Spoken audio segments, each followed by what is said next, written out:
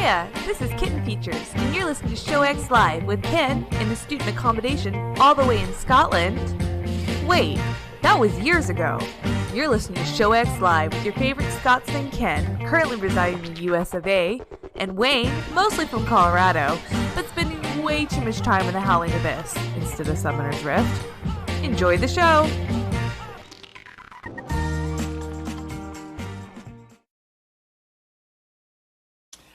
Hello, everybody, and welcome to the show. You're listening live at 2 p.m. Eastern, 7 p.m. GMT this Sunday, the 19th of April, 2020. And as you can see, currently, it's just me. So what's going on this week? Ken messaged me just before the show this morning, letting me know that while he was super excited to have his medical friend on today to help talk about all things that from his perspective, unfortunately, Ken then found himself losing all that he had eaten in a most unfortunate way. And so essentially he told me he's sick and was hoping he would be able to wave off on the show today. And so you are unfortunately stuck with just me. And so it is a solo show today. However, I am throwing out there that because of the way we have all been social distancing and because of how people have taken on certain different applications and tools from a geeky perspective to find ways to continue to connect, especially for work, I am hosting a Zoom call today that is available if people would like to join me on the show. If so, please direct message me on either Twitch or YouTube. Or I guess not YouTube, although that might work too. Definitely Facebook or Twitch, and I will send you the details. I did try to be open about it before the show started and sent out the blast on Twitter if people saw that. Unfortunately, be it the bots that are out there and things like that, what can I say? I got the wrong kind of connections and such that I did not want to show up, and that was unfortunate. So with that, I decided to reset what I was doing for the link and decided to do one that's private or at least takes a different code, because that was unfortunate. Yeah, that was ugly.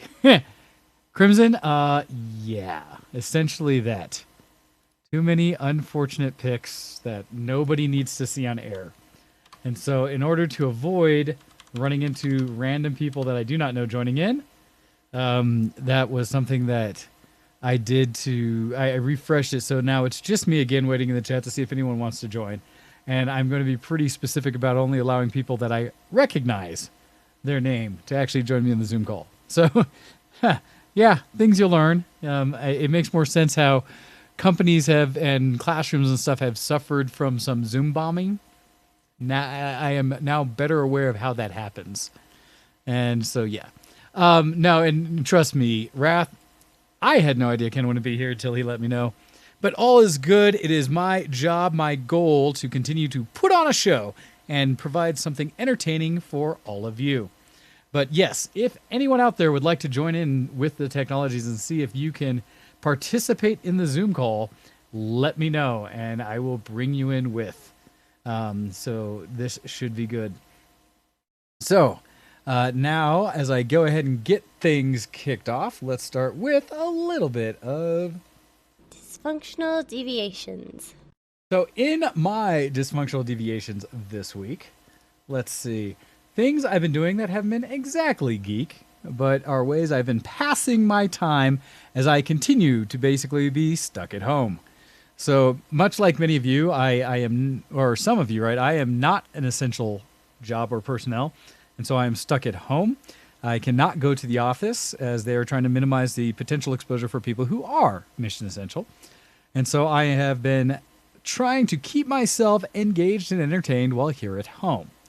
On my list of things I've been active doing, I actually spent, and not completely in time order, but the majority of Friday cleaning my house. For those who know, I have a decently sized home and one that I don't use several of the rooms within it. They have been places where I've had roommates in the past, things like that, and so mostly I keep the door shut. But I went through and I got focused. I realized I have a little bit of a challenge of staying on one task at a time.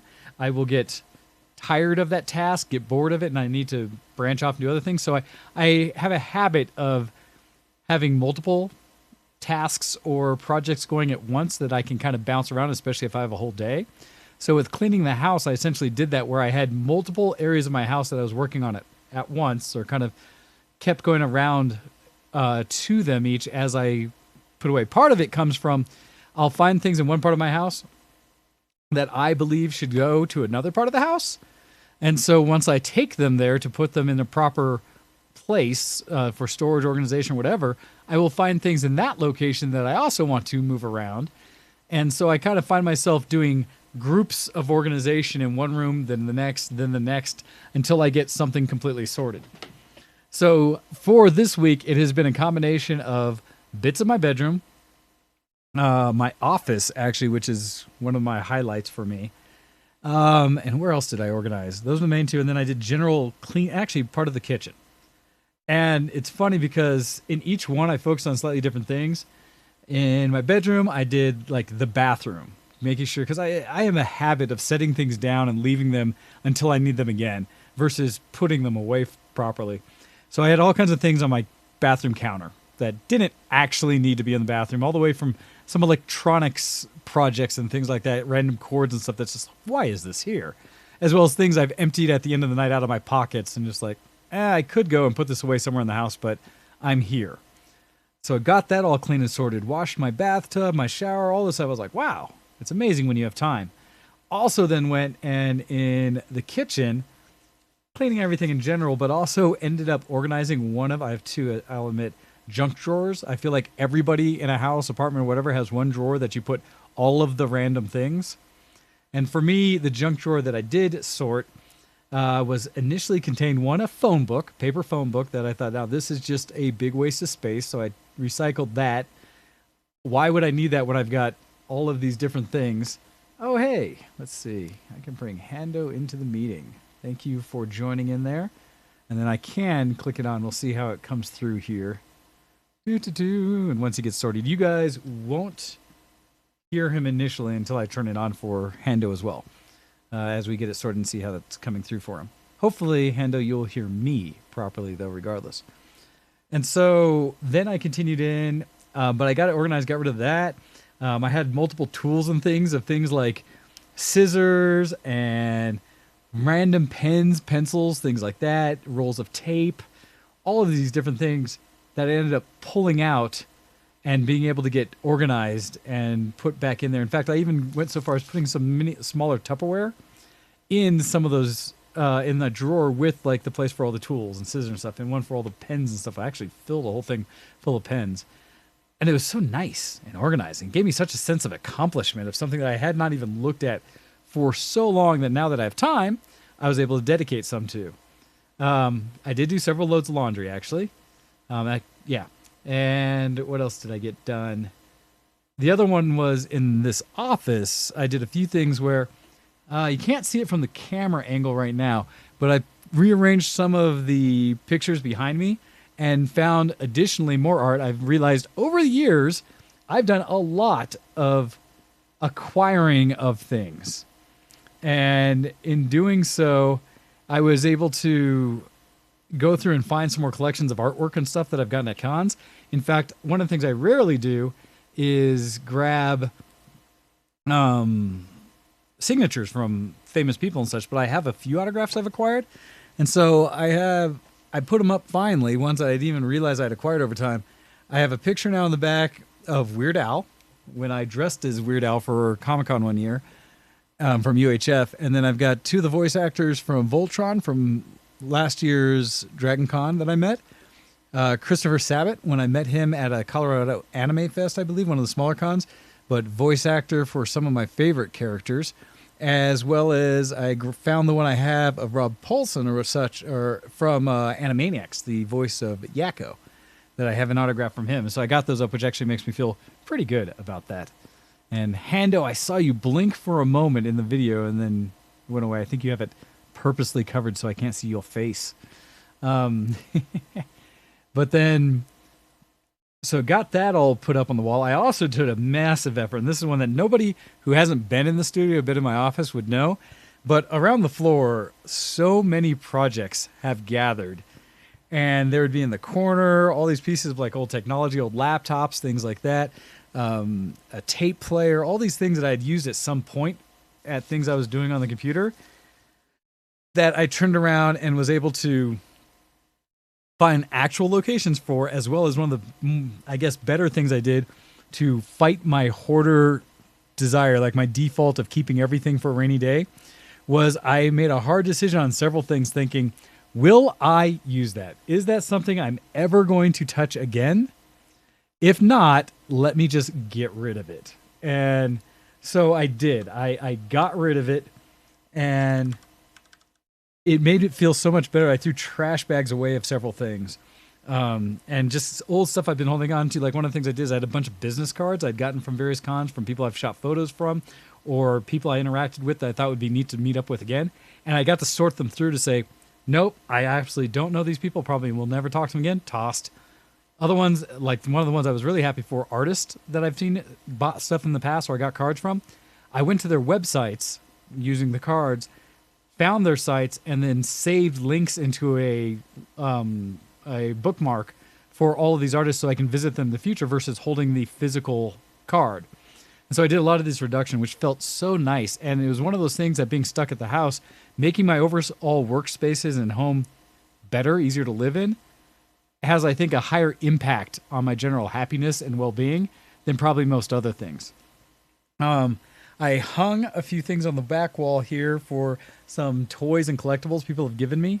So I have an Alphonse Elric, I have a Claptrap, I have a little Black Panther. It was not an amiibo, it's from the other game that was out there, I think's gone away.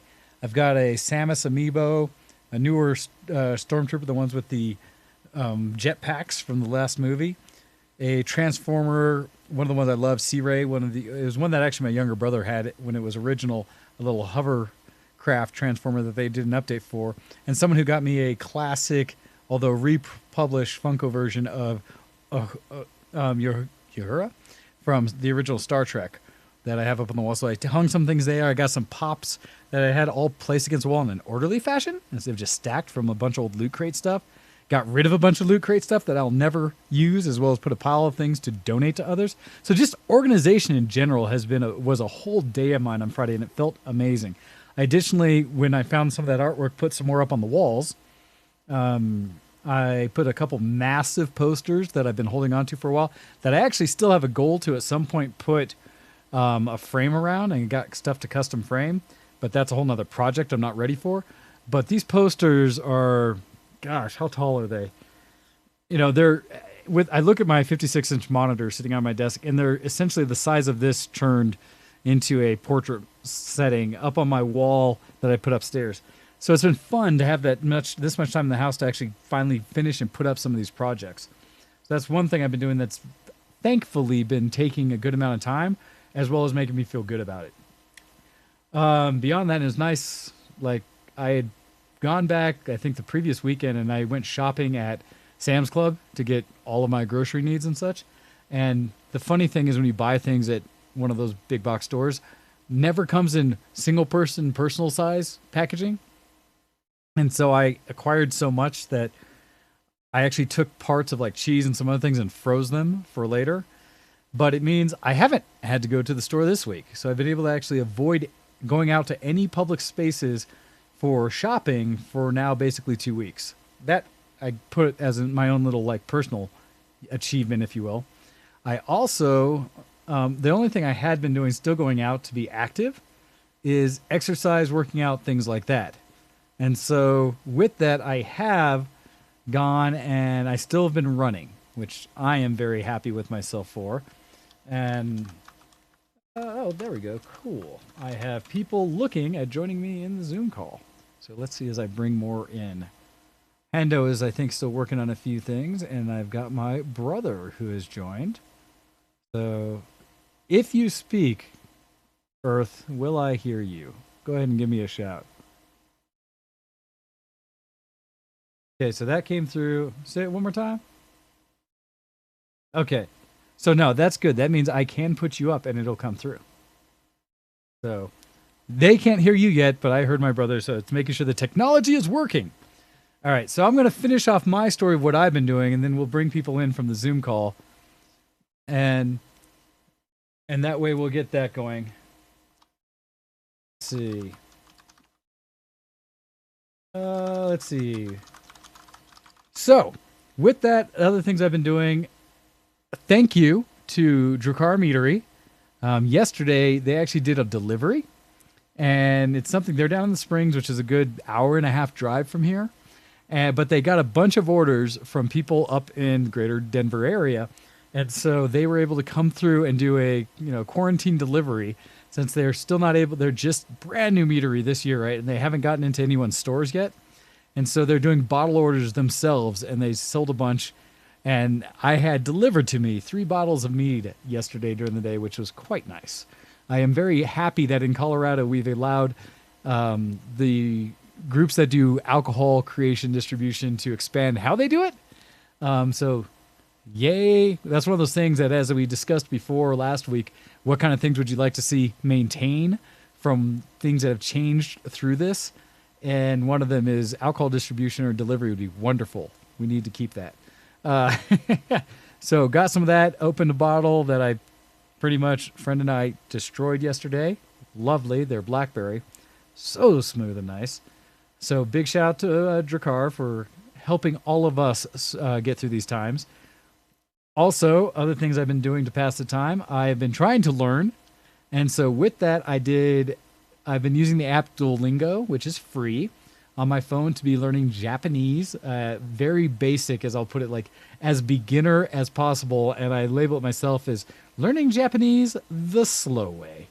Because I was able to compare to my friend Laser Lemon about how she learns Japanese, the app she uses, and she is so much further than me. Now, granted, she gave me some like leeway in the sense that I am all of, 19 days in straight that I've been doing it. And she's like, well, mine is like a 3 years effort so far, so I shouldn't feel so bad. But I was looking at where I'm learning some of the hiragana, the little easier writing of how to read that, to get the sounds, to get kind of the phonetics and alphabet together. She's at a point where she's learning actual kanji and the combinations of things where I was like, what? That is beyond where I am at. But it's cool to know I could work towards that. So I'm trying to learn a new skill, learn a new language, at least in a minor way. What else? I was going to thank Laser Lemon as well, because continuing to work out. And so getting my runs in, went for a run on Wednesday to kind of keep that same run club schedule and such. And then, yes, Hando, if only I could. But also turning back to, I ran yesterday. Yeah. To like help be a productive day as a whole. And that was wonderful. So I'm trying to keep that up, keeping the over 3 miles a run at least twice a week. I'd like to improve that. Eventually, I'd love to train. Okay. Not that I want to, but it has been teased to me from both people at work and from other friends to perhaps try to do a Tough Mudder again. And I've told myself multiple times, never again. I've got headbands up there showing that I've done it twice. I've got a green band on my wall that's a 2-time Tough Mudder, and said, well, that was enough. But I have friends who have never done it who are showing interest and saying, but Wayne, you've gone before. You should come with us. And last year, or late last year, Wayne, before working out, was like, oh, no way in heck would I do another Mudder. As I've been running more-ish and feeling a little more like I have some capability in me, the idea of it doesn't seem nearly as distant and far-fetched and ridiculous. Not to say I've committed to it yet, but I could. So we'll see. That's something that might happen. Doing that, I did get my stimulus check. And hopefully others in the U.S. and even other countries, depending on what your countries are doing, have gotten something. And that's something I'm happy to talk about others. And I hope you might email into the show and let us know what we asked last week about what are you doing with your stimulus check if you've received one. What are you doing to stimulate the economy? Or are you doing things that aren't necessarily along the lines of what our government suggested? And that you're maybe hoarding it for other means or using it specifically, as I've seen a lot of groups do, to, I don't know, buy new computer hardware, as geeks may do. I know I heard a story from a group on Friday that we were chatting on a Zoom call about what people noticed, and someone who was at a big box store said they saw pretty much every other cart coming out the door carrying a big screen TV, where apparently there's enough people out there who didn't have a more, what will I say, a more responsible place to put their money, and so they threw it into entertainment, which I'll give credit for, if nothing else. If it's a good outlet to keep people from losing their minds while staying at home, good on you. But it was entertaining to hear anecdotally from someone that they saw so many TVs being purchased, and anecdotally that the big box store, in this case Walmart, had actually planned for that to be an outcome ahead of time and stocked up on TVs just because they were pretty sure people would, and people did not disappoint. So I found that entertaining. Myself, I have been doing little purchases. I have had projects I'm doing around the house to keep myself active. And in doing so, I've done a few orders from, Bezos, essentially, from Amazon and such online to get things in, because you can't find all of that at local stores. But otherwise, I've been making sure to try to eat out on occasion so that I'm supporting restaurants that are otherwise struggling, as well as where I can buy local business where I don't have to necessarily go interact with people. So I am trying to do a combination. I've kind of earmarked that money for those kinds of purchases that are still stimulating the economy without just blowing it all on something stupid. I will admit, I had those moments where it's like, once it hit, and I was like, oh, now granted, I also am in a financial situation where the money I got was not what some people are getting, nowhere close to the 1,200 mark or plus kids or plus whatever that some people have seen. Mine is significantly less than half smaller than that, but that's because I'm fine. But it means that it's not like I have a big influx where my purchase was like, so that new camera body I've been looking at, or anything like that. I've had to hold back and keep it as something more reasonable so that I'm just doing little minor, purchases here and there. Although, man, that was tempting. All right. So that's what I've been doing that's been not geek this week. I will finish up mine with geek, and then I'll bring on others in the call. And if anyone else who's joined in would like to join into the Zoom call, just either message me in the chat or wherever, and I will send you the details, and you can join in for the group chat today. Since we are all continuing to be social distance and Ken's not here, I figured why not have a group conversation on Zoom? So just let me know, and I can send you the details. Hey, Raph is wanting to join. We'll see how it goes. Awesome. So, geek-wise, and I'll do my little bit of... I'm a geek. Are you a geek? Geek cred, level up! So in mine, it's been gaming. And what have I been gaming? Well, I have reacquainted myself, I think I mentioned it last week a little bit before, with some emulation in the form of The Legend of Zelda Wind Waker. Playing through back on that, where unfortunately when I lost my save game from where I'd originally progressed, so I'm having to go back from start, which has been a bit like, darn it, but I've done this. And nice thing, though, having done this, I've been progressing very quickly. So I'm hoping to get back to a point where I was. And if you guys would like, I'm pretty sure I will start streaming it again as I go forward and try to finish out Wind Waker. Probably try to finish it before the end of this social distancing and reopening of things starts happening. I think for me, that starts the 1st. And so we're coming up to it pretty quick here. So maybe this week I'll try to finish streaming out Wind Waker, likely during the day or early afternoon. And then, as well as I continue to do my normal thing of playing ARAMs and Teamfight Tactics in League of Legends. That's my go-to, and I wish, maybe I don't wish, to know exactly how many hours I put into that game since it's been in beta, and both my brother and I have been playing it at least that long. But that's something that I've gone back to. I always find myself there as like my comfortable first thing in the morning before I go to bed when I'm relaxing, doing an ARAM or something like that real quick.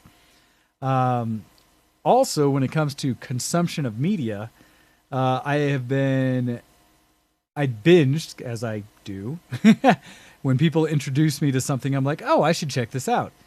There's a show on Netflix that I did not realize is in its 3rd season, and I started just this last week, called Ozark, which I've heard a lot of people say good things. I have 2 friends in particular who have told me multiple times I should be watching this show. It is a more intelligent show than many.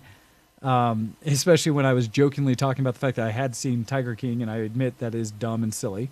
Where this one is very thoughtful and thought-provoking, and it has twists, turns, some violence and darkness to it, as well as definitely an adult content show.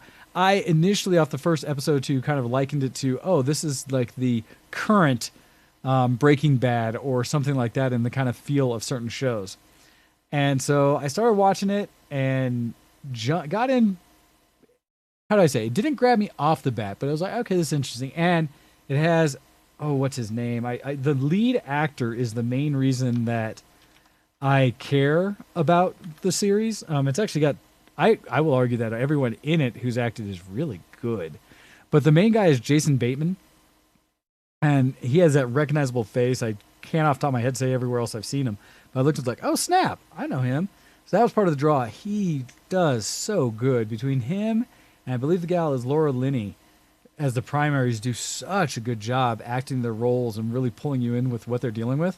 That kind of got me. And just the ridiculous situation that's all in there. And so it was fun for me to just get involved with this show. And unfortunately, the weird part of me is that I binge more than some. Now, the reason being is because a lot of my friends who said, where were you at? And I was like, I finished season 1, on to season 2.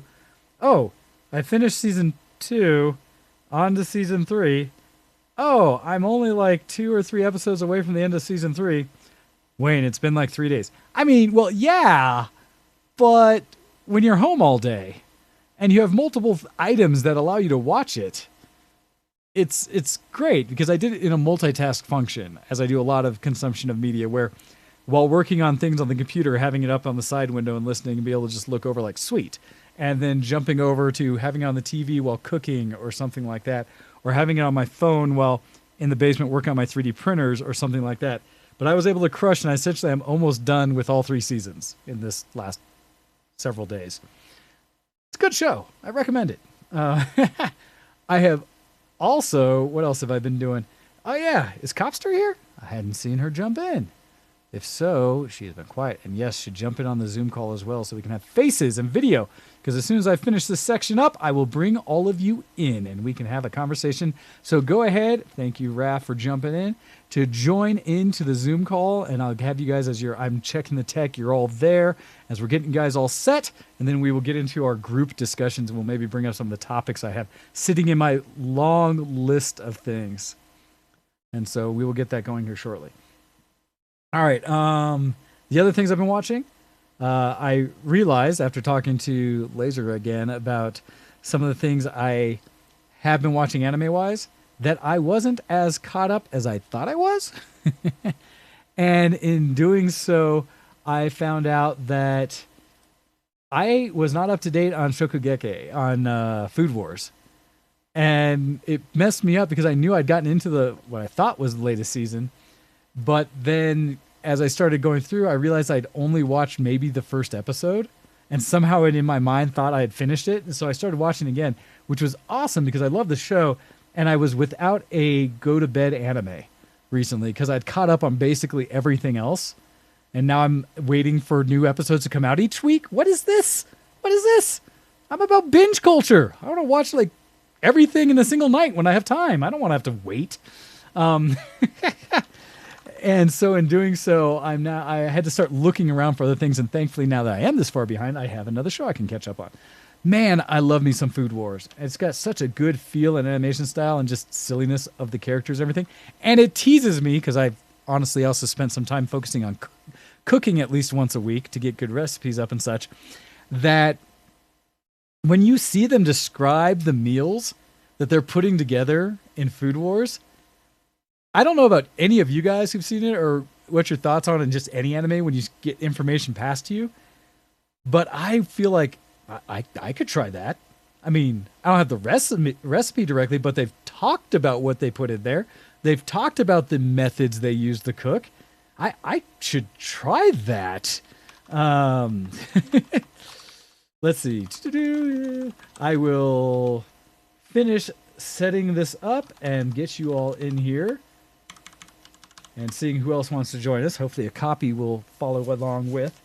So I did Food Wars, and then the other thing is I've been sharing with Laser Lemon Initial D. And for me, it's funny because it's been a long time since I've watched Initial D, and that anime is one of the old school, came out in the late 90s.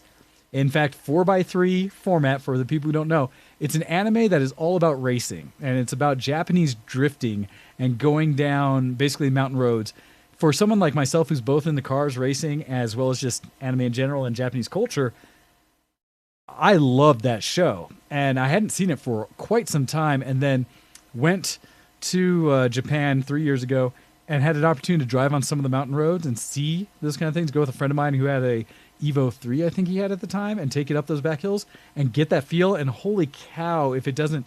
What I love about so much anime from Japan, some of my favorite ones, are how many of them are slice of life anime that actually focus on this is what happens in this part of the culture, right?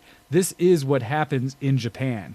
And so it's an example of one that just captures from the racing culture and stuff what they do. The animation style of characters, at least first season, is ridiculous. Like, characters' lips are just like, brrr, and it's weird offset animation of the faces. Thank goodness it's a car anime, because the cars are done wonderfully, and they do this great hybrid of 3D and 2D animation to put the racing together. The characters are ridiculous, and it's one of those things where even then the look of some of the, like, the girls and stuff, they're like, she's the hot girl, and you look and you're like, sure, you say so. She's attractive. And he's the hunk. Yep, that's what happens. But it's been fun for me to go back through. One, because it is partly the sign of the times, late 90s, fashion, cars, everything. But also it invigorates my part of that racing culture thing where I'm just like, oh, this is awesome. And sharing with Lemon has been a fun thing because with Lasers that she's not a car person. And so some of the blend of things of what they're doing, and it helps me highlight when they are explaining things versus just throwing it out there as though you already know, and how much I enjoy anime that do that take the time to actually share and teach and give you a piece of that. All right. That's what I've been doing as geek. I think it's time for me to pull all you guys in. And so as I will pull up for everyone to see the Zoom window, so now everyone should be able to see who's online with me. And then I can turn on the mic so that I'll be able to hear you guys. Now, I do have you guys mute, or by default on mute, for you to push spacebar to talk. I do ask that you guys use good discipline on chat, such that we don't get too much echoing back. But welcome to the show, Hendo, Earth, and Wrath. All of you guys for joining us today. I appreciate it, because as much as I know everyone loves to hear my voice for some part of the show, I figure 2 hours of just me can be a bit much. So how you guys doing? Someone else first. Whoever wants to pipe in initially. And based on, okay, I'll just throw the question out there and I'll direct it so that we can go through, as well as it is still open. If other people want to join, just feel free to jump in and I will add you to the call. But in general, from what I've been talking about when it comes to the things I've been doing and what's been going on for me to deal with the time, Wrath, what have you been up to deal with? Are you in a position right now where you are stuck at home? Do you still get to work? Is your schedule mostly still the same? So it's an interesting setup. Our office has been split up into teams, and I'm part of a backup team. So I do not have any work until I'm called in. I'm stuck at home trying to find useful stuff to do, and we get sent things to study, things to look up, and analysis videos to learn up on, and critical thinking. So you're getting to learn like all of the things. When you get back to a normal schedule, you will know everything? Not even close. I expect when we come back, everyone's gonna have dropped, and we're gonna be like, "Okay, what was my password to the computer? How do Oh I my do things? What is thinking? What is thinking? What do we do?" So our office is achieving the minimal that our bosses need, and that's it. Okay. Okay. Absolutely as little as possible. Gotcha. Well, it's funny because I get sent, I am not, based on my contract, allowed to telework or do anything out of the office. So we set up all these meetings that I could have, and then the contract came back and said, no. And so with that, it was unfortunate because I still get emails from all the team stuff of who I support. Here's a learning opportunity. Here's another thing you can do for telework. Wouldn't you love to be an expert in this? And I go, no, because I'm not going to just donate my time for these things. I want to get paid for these things. No. So I've had a little bit of that. And so I get to see all those things of the potential for learning and stuff like that. Now, I know, Earth, you're in a situation where you're still working. 100%. Because Nothing's changed for me work-wise besides being able to see people in person. Welcome to the life of being a coach. It's watching films, still sending out all your recruiting calls, recruiting emails. Pretty much every single thing I would do from my office, just doing it from my home office.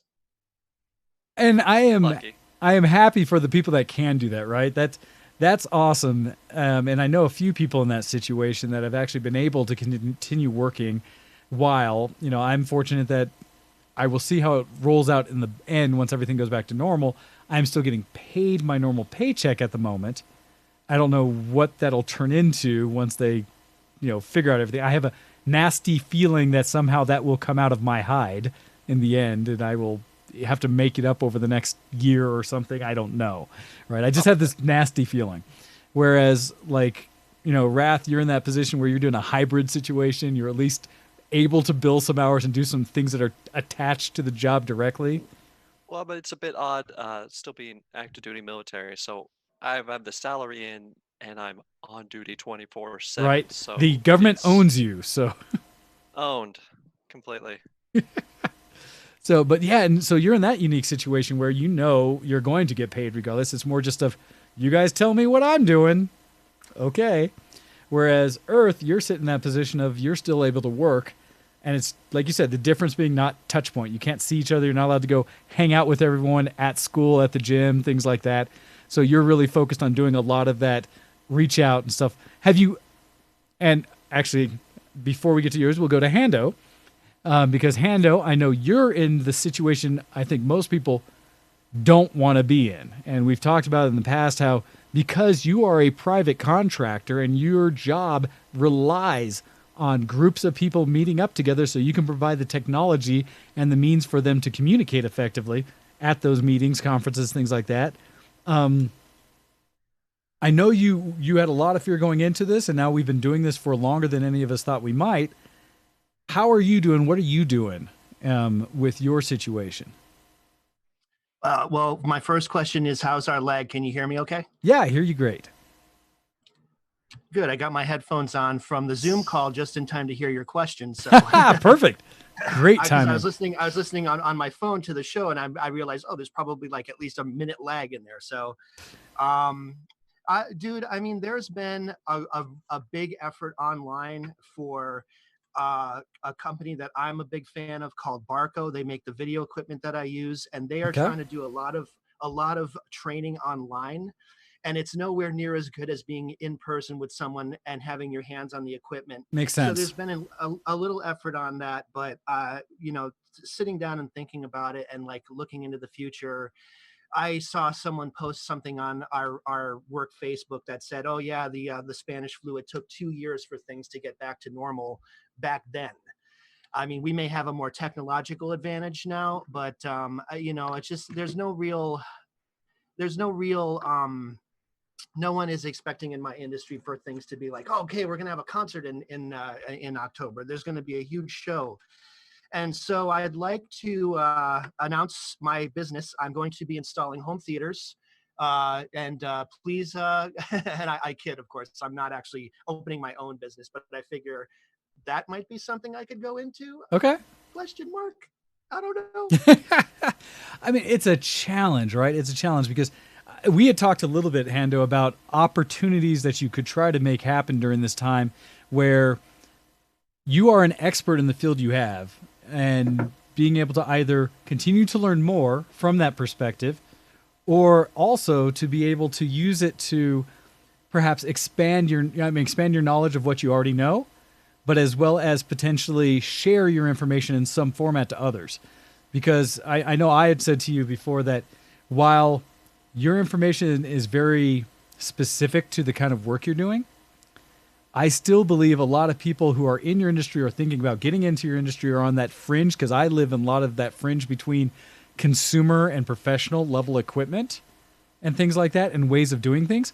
I like to personally inform myself by what corporate does, by what those big companies and things do, to figure out then how I can apply it to my own personal situation. And so I would absolutely love if you were producing some kind of videos that say, here is what this kind of work takes and what it does and the equipment we use and why this is so good. Because we've had those conversations, Hando, about even me upping the quality of the show when it comes to an audio perspective. And I've taken a lot of what you said as to prioritizing what I would invest in next and what I could do to improve the show. Even to you sitting down with me on helping me figure out the settings on my mixer to sound the best I could, as well as, my virtual mixer to get the gains and the audio gates right and all those kind of things. That was huge and stuff. And so I think cool. that's one thing that and our conversations usually take place this way. I'm like, buy this, and you're like, it's $25,000. I'm like, yeah, so, and I'm like, oh, wait a minute, he doesn't have that budget. Well, but the nice thing about it, right? Because then I follow up that question with, what about the $25,000 equipment makes it so useful? What about it is the reason I would want that? And then once we understand what those benefits are, it's okay. So now what at my level could I get that gets me closer to that? Right. Scale it down a bit. So we just want the same. We want the same result for better, cheaper, faster. And I have to do some research on my end for that. But we understand what our end goal is. Yes. And so, and I appreciate that you're able to do that. And it's fine because even from my perspective, talking about things in my industry or just things I understand, I start from a scale that the average user at home would have no idea.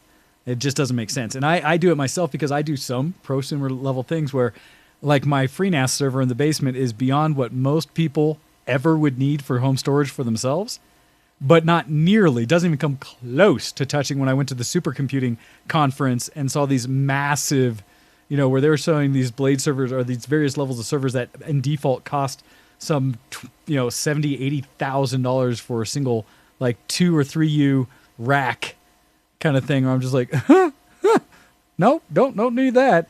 The GPU processing farm one that had essentially 8, Titan RTXs in them running graphics, or the real one above that was running all quadros and such, right? 8 or 10 quadros where they're saying, see how much GPU you can shove in one box?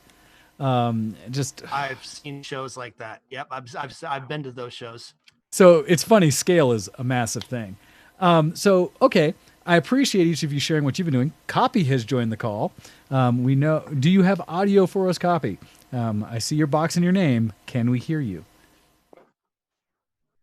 Maybe. Say, Copy, if you're there, feel free to chime in to let me know that you can speak to us. And if you're on Zoom, I think by default I have it set to mute, and so you may have to hold spacebar or unmute yourself to jump in. But that's my default for anyone joining. So feel free, and we'd love to see your face if you join there. Beyond that, so for each of you, what have you been doing that is not necessarily work-related to pass your time during this time that you're also, unfortunately, not necessarily able to congregate outside of work or your time you spend like that? Where I know personally, I have my blend of intro and extrovert. And so I like both. I'd love to sit here and game and play video games. But I'll tell you, after a week straight of doing it, I miss people. And where this weekly interaction becomes one of my main social interactions I have in the process. And so I like seeing faces, heaven forbid. But what are some of the things you've been doing to otherwise occupy your time? Is there anything you are, doing that beneficial thing of learning that is like, I now have time, I can do this project or something like that? Is your schedule so the same that you really haven't picked up anything different? Or in general, when you are doing things, what are you doing that is now basically at home in the house that you would otherwise maybe be out and about with? Wrath, what have you been doing? So a few things. I mean, if I'm trying to improve a bit of our house maintenance, I'm putting up extra shelves just to get things cleaned up, reorganizing our storage. That's been kind of on the lower end. I have done that as well. As far as a higher tier of learning and trying to switch over what I do for work-wise, I've been going through a CompTIA A+ certification course. Nice. I'm going to look to take a test in X weeks. And I'm trying to learn Python. And both of these have been through courses that I bought on Udemy. So Oh, nice. Very some nice. folks would be like, but it's really Man. opened my eyes. Well, I'd be curious to hear what your thoughts on learning Python through certain means, because I got a CS degree.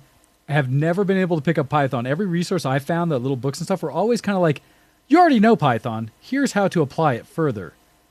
And I was just like, but I want the Hello World version of Python. I want my introduction babies first. It's been a while since I've programmed.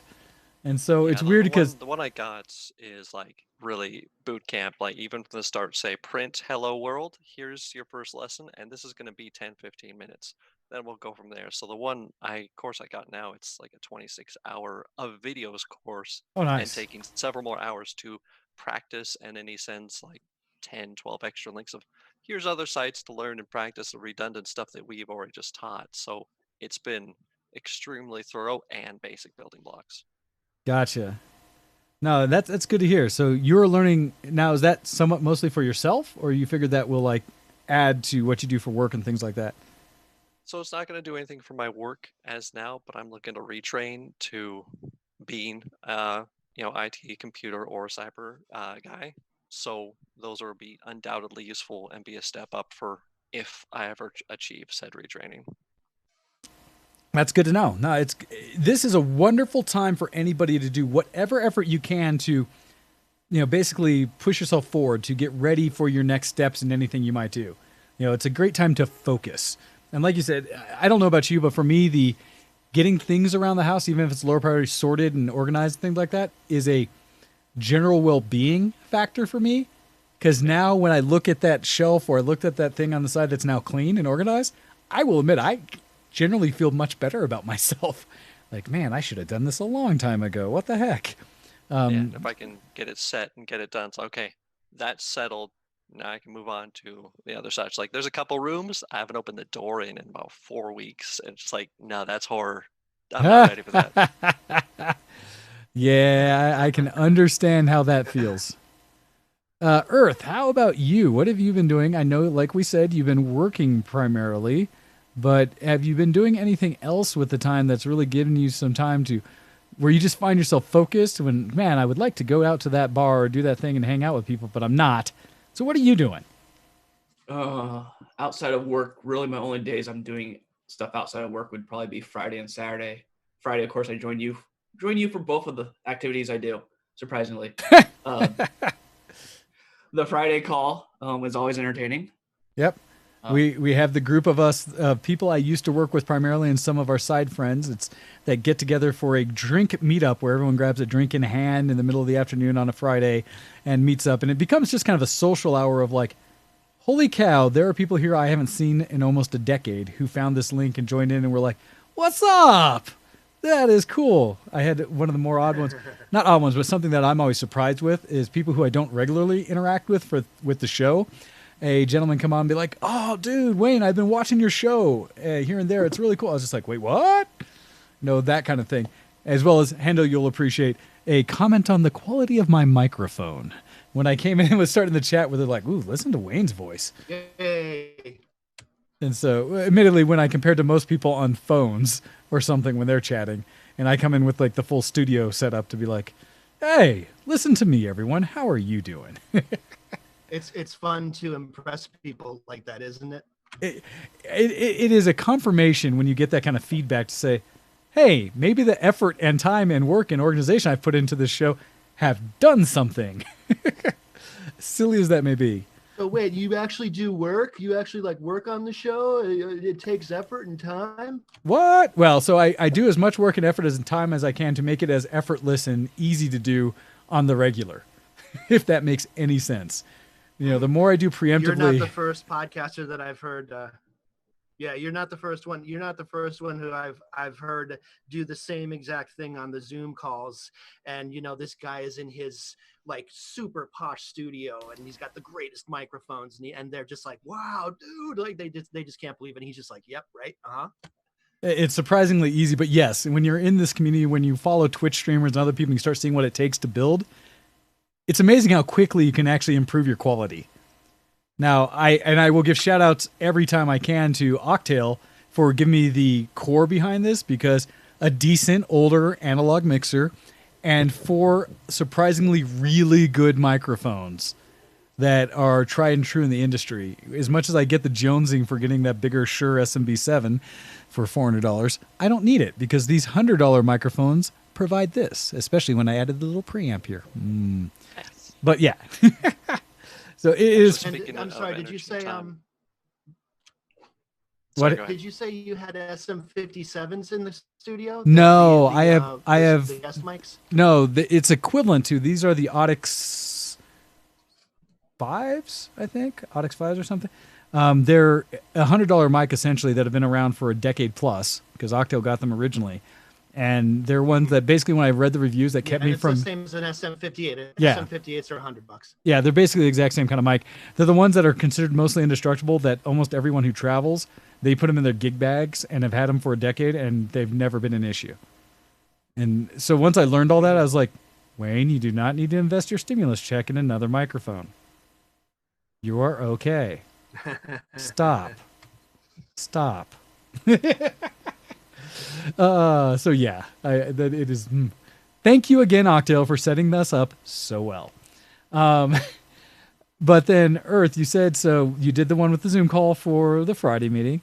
What else We were you did the doing? Saturday one with the family. So- Which, after you hopped off, we added the Scribble online to it, and we also did Jack's Box. Oh, so you guys actually played while being on. we were probably on for another 2 hours, 3. That's awesome. Gaming. So Cool. Oh, that is We got- so my family, because our Saturday afternoon Zoom calls is essentially something my mother set up for us as a family, our close-knit family. So my parents and all of my siblings and their families. And so my nieces, nephews, everyone getting together, and thankfully all being old enough and such to have technology. And, we had, essentially, I think every one of the nieces could be on their own form of technology if they chose to, all 4 of them, as well as my sister, my brother-in-law, everyone. So we can have a surprisingly large Zoom call for just our immediate family. Yay tech. And initially we were just chatting and keeping it up. So it's awesome to hear, Earth, that you guys went so far as to actually play games. no, it was good. We got the parentals involved also. So during Jackbox, that was very entertaining, Oh gosh. to say the least. I don't think I've ever played Jackbox with our folks. Well, we threw in the newest one, the Party Back 6. Oh, ooh, I don't think I have that. I don't. To Luckily the our Steams. I mean, luckily our nephew has it. nice. So it has actually some entertaining games on that one. I will So have I'll to be picking that up also. Jackbox to me is one of the better party games you can do, and something you can do via this, because everyone can just log in through their local device through a phone or such, and all play off the same instance. So I highly recommend in this time of distancing to get games like Jackbox and some of the other free ones. Another one that I'll throw back from old school that we used to do on the show was Pretend You're Zixie, which was the original online version of Cards Against Humanity that has a massive number of Oh, I mixed Like- 60, man. write your own custom packs and stuff. So all the stuff that maybe that Cards is now doing, they did long time ago and to higher degrees. Your Whovian packs, your various sci-fi packs, things like that, because anyone could create their own. So there's some great ones on that Hey, one. can I say one thing? I want to say one thing to a member of the audience, and you know who you are. Bees. Uh-oh. And then, so, gosh, we haven't had bees for a while. Yes. Awesome. And so, no, that's great, Earth, what you've been doing to pass your time. Anything else beyond that? Kind of the Zoom calls have been a reach out for you? Zoom- I mean, I have Zoom calls with my players all the time, keeping in touch. Most of the time, I'm doing projects trying to make all our tours and stuff we would to virtual. Okay. So a lot of putting videos and taking care Yeah, of I our saw social some of media your. stuff. I remember you sharing some of the video editing you were doing for a video you've taken around the spaces at your college, which was great for me because I was like, I've been there. And so I recognized all of the areas since you had given me the tour. That was pretty cool. I look forward, and hopefully you had said that you had some of that done. I'd love to see the link to like what you produced and what your video tour of your school is like. That'd be cool. No, that one's done. Otherwise, it's depending on what time of the week. It's gaming with our cousin or gaming with our older brother and nephews. Nice. Risk of Rain 2 is Yeah, still on that used one. quite I a do need bit. to come back and play with you guys Yep. some.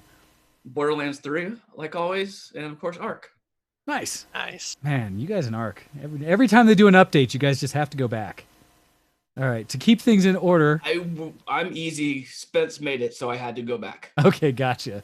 It's fun that certain of our groups continue to come back to the right games to play together. Hando, how about yourself? You've talked about a little bit of what you've been doing to kind of learning and things like that, but what are you doing for kind of your social time and the other things you're doing outside of what you would consider kind of work in this kind of forced, you have more time to yourself? Man, it's been really That's hard. It's been really hard because my entire social life was built around my job, and it was really where I saw my, when we're off season, which is during Christmas and during the deep months of summer, I don't really see my work buddies. And Gotcha. so, we don't, it's not like we get together for beers. Like maybe after a big show, we'll get together for beers and, like, oh, we really killed it. Yeah, that one. I can't wait for the next one. All right, see you on the next one. And side note, anecdotal little story here. I had a dream about work last night. Okay. It was great. I saw a bunch of people there. We were behind. We were stressed out. We were going to have to work all night. The client was angry. It was glorious. It was glorious. Oh gosh, just kind of that no. feel back to what it would be to be working right now. Yeah, no, I woke up and I was just like, I felt like great that I had the dream, and it felt like I was in a social situation at the same time. I was like, oh man, are we doing this again? Are we still doing this? This isn't a bad dream. So that social thing has been really hard for me. Like I talked to one person, and that's mostly been giving people advice over Facebook about some of the troubles that I was going through for the unemployment insurance, and how it took an act of Congress in order to get people who are freelancers like me in order to get their money. And most of the people in my community, my work community, have not gotten their money yet. I was lucky because I saw trouble coming, and it wasn't in the form of, it was just in terms of like my personal, like I didn't have a lot of workbooks. So I was like, all right, well, I'm going to have to take this step. I did that back in January, and I just got things going. And I was just, I was pinging a couple of my friends the other day and just saying, hey, how you doing? Because I was just like, okay, my mental health seems to be a little bit better now. I'm going to check on my other bros, and I was just like, good hey, on what's you. going on? They're like, yeah, I haven't seen anything yet. Yeah. So now also I realized that physically, like exercise wise, I've been playing. What I do during stressful times is I get in and I play survivor games, because when mutants are trying to kill you in a forest, that's relaxing to me. I don't know why, but so I've been playing the forest, and I'm just kind of like trying to crush video games. I picked up No Man's Sky, and that's really, really gotten its claws deep into me. So I'm focusing on that. But so anyway, physically I used to walk. I realize now, looking at the step counter on my phone, I used to walk like 5 miles a day, no problem, and not even think about it. And now that I've been sitting down playing these games, I'm like, oh, my back hurts. And I'm just like, what's going on? So last week I went for these epically long walks, and I realized that I feel better. My back feels better. Yeah. But now I have to schedule time. Like, I'm like, okay, well, I'm going to be out for 4 hours taking this 5 mile long walk. And, I'm like, I'll think of like some Target or some store to go to that's like way far away. And I'm just like, okay, I'll walk there and back. And by the time I get back, it's like early afternoon, and it's like, okay, that was my day of work. But it's something that I have to do because I'm physically starting to feel myself like diminish, because I'm not running around like an idiot in these big giant like convention centers, trying to make things work, so that's been a realization for me, and just a way of maintaining myself. Well, but for me, Hando, that's like I said, that's really good to hear, because you've heard from Ken and I both really advocating for people to stay active physically. In almost like the weirdest analogy to it or something to speak to is, for me, it's almost the training I've received at work over the years about, if you're ever taken in a hostage situation, Wrath, you'll appreciate this. And the kind of training we get where it talks about what to do in that situation. Make sure you always eat. Make sure you continue to work out and do something physical such that you're able to keep your mental acuity and health as close to aligned as you can. Not that this situation is nearly as severe, but in a way, that same training of just keeping yourself going, keeping yourself active and such, is so important for your mental health, for keeping yourself, aware of the world and ready to do whatever's next. And so I'm glad that you were able to realize that, Hando, and start getting yourself active again. 100% agree. So awesome. Also to the call, as people have been able to see for some time now, video-wise, we have had joined by Laser Lemon. How are you doing today? Great name. Yeah, having to go through and actually hit the mute button on. Here we go. Can you guys hear me now? Yes, we can. All right. Yeah, I'm doing good. I think I had the realization this week that there are all these things that I say I want to do if I ever have the time. And I've done some of them, and some of them I'm just never, ever going to do. Like ebook reading, I think was the big one for me. I thought I would do that, and I don't like reading on a screen. That's actually, that's one of those interesting things is we are all of, the community that watches the show and stuff are some levels of geek, some of us more techie than others. It's amazing to see which things you incorporate into life and which things you realize I kind of like the old analog solution for. Because I'm in that weird mix with ebooks myself where I grew up analog books, love analog books, have a shelf for, I would love a larger library of books. I like the tactile feel, smell, everything of a book. However, for convenience sake and for certain moments when it just made sense, I had done levels of ebook. And I jokingly say that I did it in probably the harshest ways possible, where I started on like a Palm 3, an old Palm Pilot 3, no backlight or something, an old one. Wow. Yeah, where you're like under the light doing the old like Game Boy thing where you had to have a light on it to be able to see, and reading these books with this terrible resolution, to getting my first smartphone with a tiny screen but higher resolution and backlight, to reading on that, like squinting, to, various forms of that, because it was convenient to have a whole book on the device I was carrying around anyways. And so I have done that. And then in more recent time, my hybrid of that, in fact, when I was helping preview John Wasick's newer book that he's working on for his third book in the Sword of Dragon series, I listened to it using an app that converted his text to audio and let it just read to me. And doing so, it's called Voice Dreams, the one I use. It's okay. Cool. But it's interesting because I also would focus on certain words because the way it would pronounce, the pronunciation it would give it was so off. And punctuation did not provide natural pauses. Like constant Plus, it's run not on. like you have a narrator. You have a text to speech. Yeah, and so it's always a constant voice. It doesn't change per inflection or something. It was a way to consume, but it was a way for me to not also have to read, but I could also now multitask it in, I am working on this project, read me this book. In between. I have weird aspects of it. But so anything else you've noticed like that with you, Laser, about like things that, you've mentioned it when it comes to one of the things you're not doing is going ebook. What other things have you learned in this time that you now have time? I think I've learned how much I enjoy being outside. I've also unfortunately learned how much I value time to myself. Whereas you, for sure, are a very social person. I really enjoy staying at home alone, and I have to make the effort to go out and be social, or at this point, jump on a Zoom call and be social. And that's it's been hard for me. It's been lovely now that I have all this time to game or read or just spend with myself. But yeah, it's going to be a rough transition back to regular work life. Interesting. Well, and one of the things we had talked about early in thing, did you have something, Wrath? Yeah, on that, being a hermit myself, like Lindsay's been out, my wife has been out of the house and in Midwest for almost 2 months now.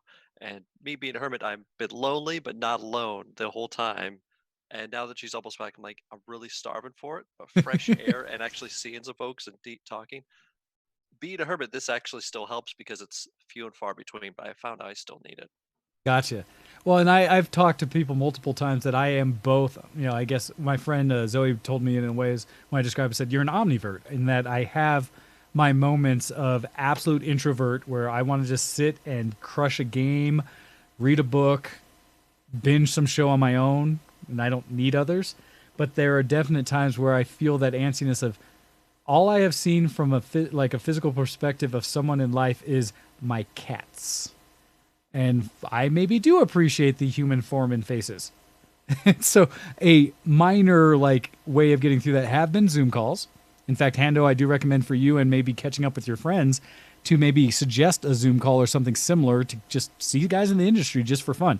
We found that just doing our little drinks of whatever, as silly as it was oh, we're just drinking together, it wasn't really about the drinking. It was a time to meet up with people that we haven't talked to in forever and just having chats and fun stories and seeing people's kids run around in the background and so-and-so's kid jumping on the bed naked in the back and such, and just laughing about that kind of actual social interaction that was fun for us.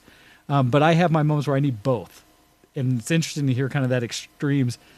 But one of the things, Laser Lemon, that we had talked about for everybody when they first came on was how this has affected their normal work schedule, work kind of focus. You mentioned going back, but are you still working now?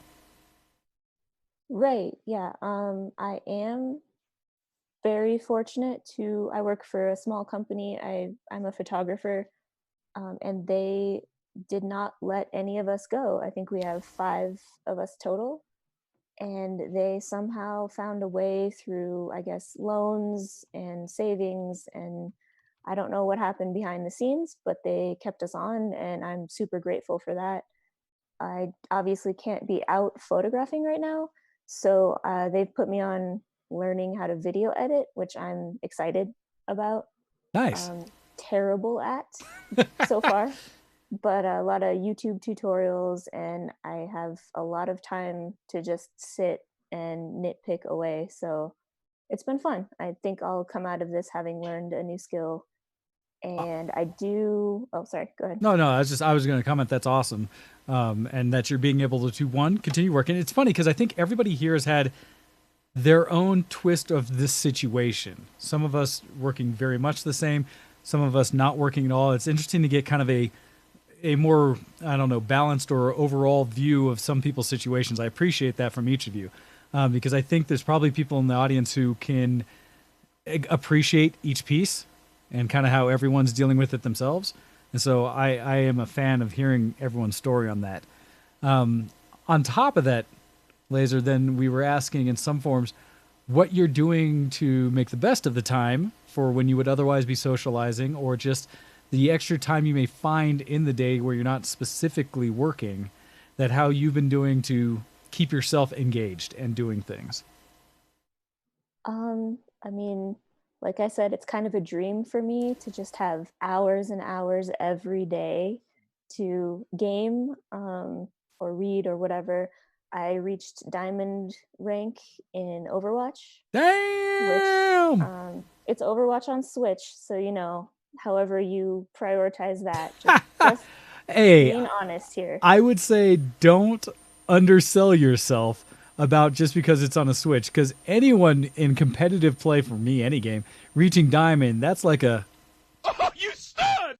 There is a reaction there of you being amazing. That's so good. Still ranked. Goodness. Right? I avoid rank because that to me is stress, except for Teamfight Tactics, because I don't really care in that game. How's that? Teamfight, how can that be stressful? That doesn't stress me at all. I don't care if as long as I'm above halfway in the rank, I'm like, I didn't lose points. Totally fine. So beyond making diamond, that's impressive. Any other accomplishments you've made now with this focused time to yourself? I felt so accomplished last week when I was going over the past month, and now that you're putting me on the spot, and no. I don't know. We all have our things we've done well, things that, for me, organizing the house has been something tactile I can see and look at and be like, I did that. That is good. I need to do more of that. And so we've all had our pieces.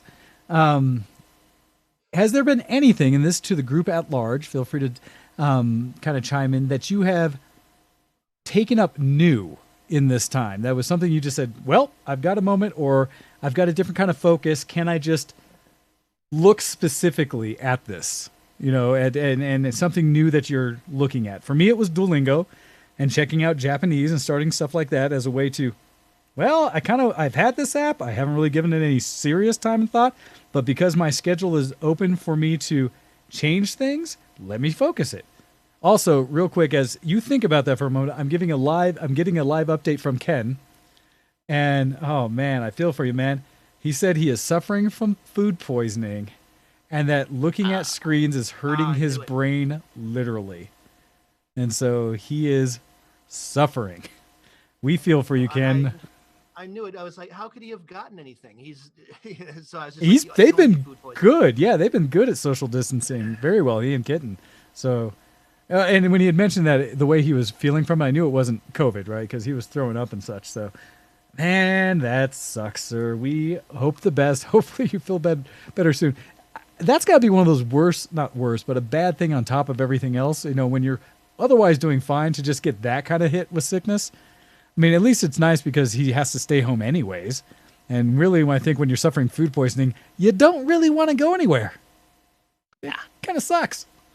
So I will send him the message from all of us to feel better soon. But for any of you, is there anything new that you picked up with this time that you're like, hey, here's an opportunity, let me try this? I don't know if it counts as a progress thing or not, but the new thing I've been picked up is actually plasma donation. Oh, wow. Hey, you can do that now, and why not? Very cool. I was big on that during the Gulf War. I give shouts out to anybody who's willing to get themselves poked and allow their fluids to be drawn on for the benefit of others, not just for the vampires in our lives, but for those who need them. And so good job to all who do that. Something I've always been fearful of and am not allowed to do now, but I give props to those who can. The needle's huge. It's very uncomfortable. So I'll respond to the question next. Here's my problem. On top of the new thing that I have to do with my own self-maintenance of going on these long walks, I let myself get so distracted, and it's to the point where I have to stop watching or looking at the news. I watch the news. I just look at websites online. But I've just been so like, you know, how do you take your eyes off of the fire, you know, in order to like say, well, I'm going to learn how to play the guitar now or whatever. I already know how to play the guitar, but you know, it's like that's been the part that I've been struggling with is you know, like in what was that? Not Airplane, but one of those movies with Leslie Nielsen where the fireworks factory is exploding. And he's like, okay, nothing to see here. You know, the spectacular thing that's on fire right now. Please turn around and walk away. And I'm just like, I can't take my gaze away, you know. So that's a real hard part for me. Otherwise, I've got a list of things I want to do.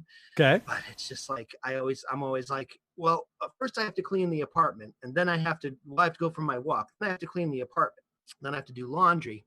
Oh, I got them off the floor today, and it's this endless cycle of this stuff, you know. And trying to keep on the work stuff, the meetings that have been taking place online, even that's a struggle. Which I feel weak. I feel inadequate as a person, and I feel like I'm wasting this opportunity, and it's bothering me. Well, so something, because I can understand, and I've seen social media memes go back and forth about to the extreme of people saying, if you aren't taking this time to learn a new skill, do something, whatever, then it's proof that you never really intended to. It wasn't about the time. You just never wanted to. There's a side note to it, though, and I think you highlighted there, Hando, that in a time where what has put us in this situation is also in itself a heavy stressor, for a lot of people, just getting through the day in a fashion that allows you to continue the whatever routine you have so that you're at least doing things is the answer. Because, you know, we are in a new norm, and sometimes that new norm is just getting through the day and getting things accomplished to some level without having to add on to it this expectation of doing more. Because it's not for everyone. I understand the purpose of that, you know, that message that people are putting out there, kind of the inspirational side of the do something more, learn something, take this time and make something of it. But for a lot of people, there's so much going on that just, you know, you just got to keep going. And it's not about doing that new thing. And so I don't apply it equally by any means. And I've seen people come through and rewrite that meme saying it's okay to just deal with your emotions and whatever state you're in and whatever the case may be without this pressure. And I think in a way, Hando, you're showing that because I am a bit of a, what? I do a bit of self-harm almost, or I allow it to go towards me in the sense that I try to keep up with a lot of the news and what's been going on. Normally, when I was in my normal schedule, I'd keep some kind of news broadcast on the whole time I was at work and be aware of what's going on and watch the fire live. Now, I have admitted I've reduced that some, and I was keeping track by watching briefings and things like that often. But I've gotten to a point where the content I was consuming, I think, was mostly worthless. Wasn't providing quality, actual, real, actionable information to me, and therefore was just a negative impact on my life. And so I started focusing what I was consuming on trusted sources, not just liked sources, but ones that I could actually get a distillation of the day's nonsense into what do I at least want to be up to date on. Because I have a certain level, or I've been able to for some time, it may be wearing thin, keep a level of I can handle hearing a whole lot of garbage before it actually made me enraged. I have discussed with a few friends how maybe that's not healthy. And I realize behind the scenes there's perhaps more buildup than I'm aware of because I have had an outlet. Earth witnessed it during the last family call I was on, not this week, but the prior one, where I suddenly had a moment of clarity or freedom of expression that I had to censor myself to some degree because I had nephews on the call. And man, did I not realize how much I needed to get off my chest at that moment. Age in moderation is very good. So I also recommend finding outlets. In fact, one thing I recommend is if you have someone that you can trust that gives you a, call it a safe space, whatever, a comfortable way of expressing yourself, a group conversation, something that you can on a weekly basis meet up with and just blah, get that energy out there, I think it's probably valuable. That's my thought. Wrath? I like to go out in the backyard and find the tree stump and attack it with a maul for about 45 minutes. That's my go-to. Physical outlets can be a good one. That's a good one. You know, for me, again, there's a bit of that emotional outlet. I have a handful of people. I keep it small because I was being open the fact that I like to put forth a general face of understanding and intellect and knowledge about things and not necessarily openly share too often my specific opinions and things that might cause others to very violently disagree with me because I got opinions. And so in doing so, I put forth a little bit of a veneer for what most people consume. When I let that down, sometimes I forget how often I keep it up for others. That's just personal. But one thing that was suggested to me one thing that was suggested to me by another show that I listened to. I'm trying not to look at news websites because, like you said, a lot of it is just, hey, things are gonna be weird for a while, and it's gonna be kind of things. It's gonna be weird, and so all you do is read stories upon stories upon stories about like, oh, the economy is weird, and things are weird, and everything's weird. Not the good kind of like Portland weird, just weird. Portland weird is strange. It looks like Hando might have had a hiccup of the interwebs, as can happen. So we'll see if he pops back in with us. Interesting, admittedly, this being a freeform show. I appreciate you, man. You guys, your etiquette online is good for me. I appreciate this. It is not the Zoom calls I have with family and others where it's just like noise all over.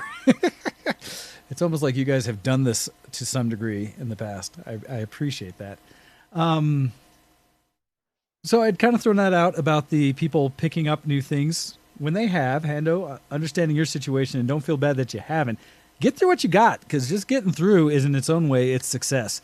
And I was going to ask that if anything that you're doing, Hando, is more in its own way than what you were doing during your normal schedule without having work available, where yes, you're still doing, because I know some of the things for me have felt like I'm just maintaining, but in reality, I look back and I'm actually doing more to that than I thought, like cleaning the house or other things I'm spending time in, because I just happen to be focused on it now. Where in the past it would be an ancillary thing I did just because I had to and I force it in real quick. I'm just doing it better now. Things like that. But interesting. But anything else the rest of you that have picked up as, yep, this is the thing I'm tackling because I have some time or such? nothing new on my end, but probably diving in more. Actually, started doing more macro photography again. That's awesome. Probably need to actually finally create an Instagram page and all that other stuff to post my stuff. Ways to share. Outside of just sharing everything I do for my work account, since that's what gets all my social media attention.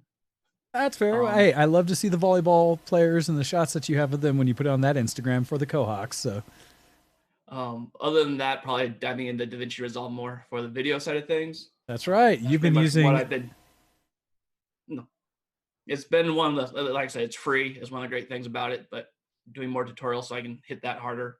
I'm actually going to bounce out. We're doing a caravan for our former coach who has stage 4 cancer. Oh no! So I'm going to go join the rest of our Cohawk family in driving by his home. Understood, man. Go support. Catch everyone later. Thank you for joining us. Take All care. right, Earth. See ya, Earth. Awesome. Wow. And there's things like that still happen. I know one of the things that happened around my town I'd mentioned a while back is early on, some of the teachers and stuff had gotten together, and some of the kids from the school and done like their own drive around the neighborhood honking horns on a day where they all were in their cars with their family, but kind of just let's get out of the house and do something as a group activity was something they had done. Have you been seeing any of the things I've been putting on Twitter about like some of the dancing people in Boston and all that? Have you been able to see that? I've seen a handful of those. I do appreciate kind of what some of the communities have done as their whatever kind of outlets or things they've been doing to try to continue some level of interaction. I know around Colorado, although I think it's happening around the world in many places, we have the Howl at Night where people go outside at 8 o'clock in the evening and howl to their heart's content for a few minutes. I think a lot of cities have their own version of that. And so we've seen that. It's entertaining because I've been able to witness it both from my end of the spectrum, literally like jokingly, as my friends say, as I live in Kansas, meaning just eastern Aurora, as well as those friends of mine, people like Laser Lemon who are downtown amongst a collection of people, how the difference in howling occurs. It's interesting to kind of hear stories and understand how that happens because for me, I go outside and it's, wait, is there? Do I hear something? Oh, there's one. Oh. Although last night in my neighborhood, there's actually someone surprisingly closer. I have yet myself to participate. I was trying to figure out why. It's fun for me just to take that moment, walk out and be like, yep, people are still doing that. Cool. Go back inside. So little bits. But no, I've seen some of that, Hando. And it's interesting for me anytime I get the difference. I know yesterday there was a big concert that was put on that was kind of a hosted thing with Lady Gaga and the two Jimmys and Steve Colbert hosting. And I thought that was cool. They threw that to everyone. It was kind of an interesting, I only saw pieces of it, but it was an interesting setup and group of things. It was pointed out to me that likely most of it was pre-recorded, if not all. I was challenged at first until actually Laser pointed out to me that, during the Rolling Stones set, that their drummer wasn't actually drumming on any equipment, but had what looked like, and it was from a cushion on the side, but was just sitting there kind of going along with the song drumming. And maybe, a suitcase or something in the front and some boxes on the side? Muted. So it was electronic then? It was like a little electronic jobber thing, or was he actually not playing anything? So I thought it was going to be like an electronic drum pad, but apparently no. And what showed it off, come on, Laser, you jump in with that. Get off mute and you can tell us what you noted on that. See, I figure you'd have no problem. You do Zoom calls every day with your office. Hold out. I guess we're usually on. Can you guys hear me now? Yes, you're green and lit up now. We're usually on like open. I was pushing spacebar in chat. Gotcha. So if we looked at the that. interest, it'd be this long, just emptiness in chat. Yes. But yeah, you actually pointed it out to me. And I was back and forth because I don't know what he had the black box in front of him, and I don't really know what like an electronic drum kit setup would look like. So I was like, okay, maybe. But then when he started drumming on the armchair next to him, like he would hit and then just like get the armchair. He played it as though he was hitting like cymbals. Yeah, but you could still hear it in the background. Like they had the drums track already Yep. going. That So it was was cute. I liked it. it was entertaining because he's also, I would argue, probably the oldest looking member of the band, but in the most kind, Charlie Watts was grandfatherly. old looking 20 years ago. Probably looked the exact same 20 years ago. But he had this like just happy little face on, just like, hey, I'm just here playing as though I'm playing drums. Oh, the way he drums, I love it because he barely taps them because he's so used to having such a gargantuan sound system. He's like, I don't have to. I'm not even going to break a sweat. The But most he's still gonna effortless sound drumming. Amazing. Yeah. No, he really is. He's the most effortless. Like it's just a little like light feather of a tap right on the snare, like tap tap, and it's just like boom boom boom. Yes, Wrath? Just mimicking the tap. Oh, gosh. Good. Well, it was funny because he had that look. It was just hanging along. Yeah, I'm right here, just doing his own thing. It was hilarious to watch. But I was totally didn't get that until Laser pointed out where it's like, wait, did he just drum on the like chair, on the armchair? I was like, looked, he is. Well, crap. There goes my theory of a drum kit. I was trying to give him benefit of the doubt. And so, but that was entertaining. I'm happy that there's still organizations out there doing things like that for everyone. I'm very appreciative of that. So I will take a moment, as you guys are all still here, to read an email that came in. This one coming from our friend John. John Wasik, as he talks about his book, says, and he came in letting us know what he's been up to. And it says, of Minecraft and stimulus checks. Greetings, fellow geeks. Among all the gaming goodness I've been doing on my days off, I recently decided to buy the Windows 10 edition of Minecraft to check out the open beta of the RTX version, the ray tracing in Minecraft. Previously, I've played the Java edition with Sonic Ether's alpha stage ray tracing mod, which is really good. It actually gave good lighting before the RTX, and was blown away by it, even if it still has a long way to go. But the Windows 10 edition is pretty amazing already. The plus side, it takes full advantage of the RTX cores on my NVIDIA RTX 2070, and even on most of the test levels at maximum settings, I don't see any frame rate drops. Whereas with my Java edition on my Sword of Dragons map, I'm hitting 25 to 30 FPS in some of the more built-out areas. Also, it's much more polished than the Java editions, though there are still some bugs. They really need to do something about those clouds, as they make it hard to see some of the test levels. Perhaps the strangest part of the Windows 10 edition is full reflections. If you're in first person, you see your disembodied hand floating around in reflections, or whatever object you happen to be holding. Go third person, however, and you see your full reflection. That isn't probably an interesting part of how the game models each. That means it probably doesn't keep your avatar there when you're in first person. But that's also weird, because multiplayer they still should. Weird. Some of the test worlds also use mirrors as part of the puzzles you need to solve, so that's pretty clever. The biggest downside is currently you can only have RTX active in pre-built worlds with custom resource packages. No generic Minecraft gameplay yet, I'm afraid. That actually makes sense because the ray tracing, well, no, it should be able to do it on the fly. That's the whole point of RTX. Versus having to pre-render stuff. Only one test level maxed out my GPU's dedicated memory, and it was a Neon City test level that goes on seemingly forever and uses tons and tons of lights and reflections. On another note, Wayne was asking, hey, what are plans, and this is a key in for you guys, what are plans for our stimulus check? We are saving it for now to be used as a down payment on a new vehicle for Beck, since her 20-year-old car, Bucky, finally kicked the bucket. But its timing is quite fortuitous in that regard. Stay nerdy and geeky, everyone. That coming to us from John. Thank you for giving an update on what you've been doing and answering the question I threw out to everybody last week about what your plans to do with stimulus checks are. So, now that you guys have heard that, whether you have implemented any of your stimulus spending, if you've received a stimulus check, or if you have plans for when you might or what you will do, what you got on mind? Wrath, what have you got in mind for stimulus? So I have to be a tyrant with myself, first and foremost. And so half of it went to paying off debt, the other went to savings to sit and wait till I get more smart. But what I would love to Smart. buy with it is attachment for my motorcycle, some highway pegs, so I can stretch out my legs. That would be just glorious. And Lindsay was like, "I want to buy a gun." And like Walter, The Walter Peepy said like 007's little pistol. Oh, She's gotcha, like, yes. I want that. I want it. I'm like, you gotta wait. No, not right now. Oh, that's funny. And I asked this question because on multiple feeds and stuff I go, and I've mentioned before that on the like PCMR race, the PC Master Race feed that I follow on Facebook, so many posts about, yep, new video card incoming. Can't wait, right? Like just people just can't wait to spend it on whatever graphics card or something.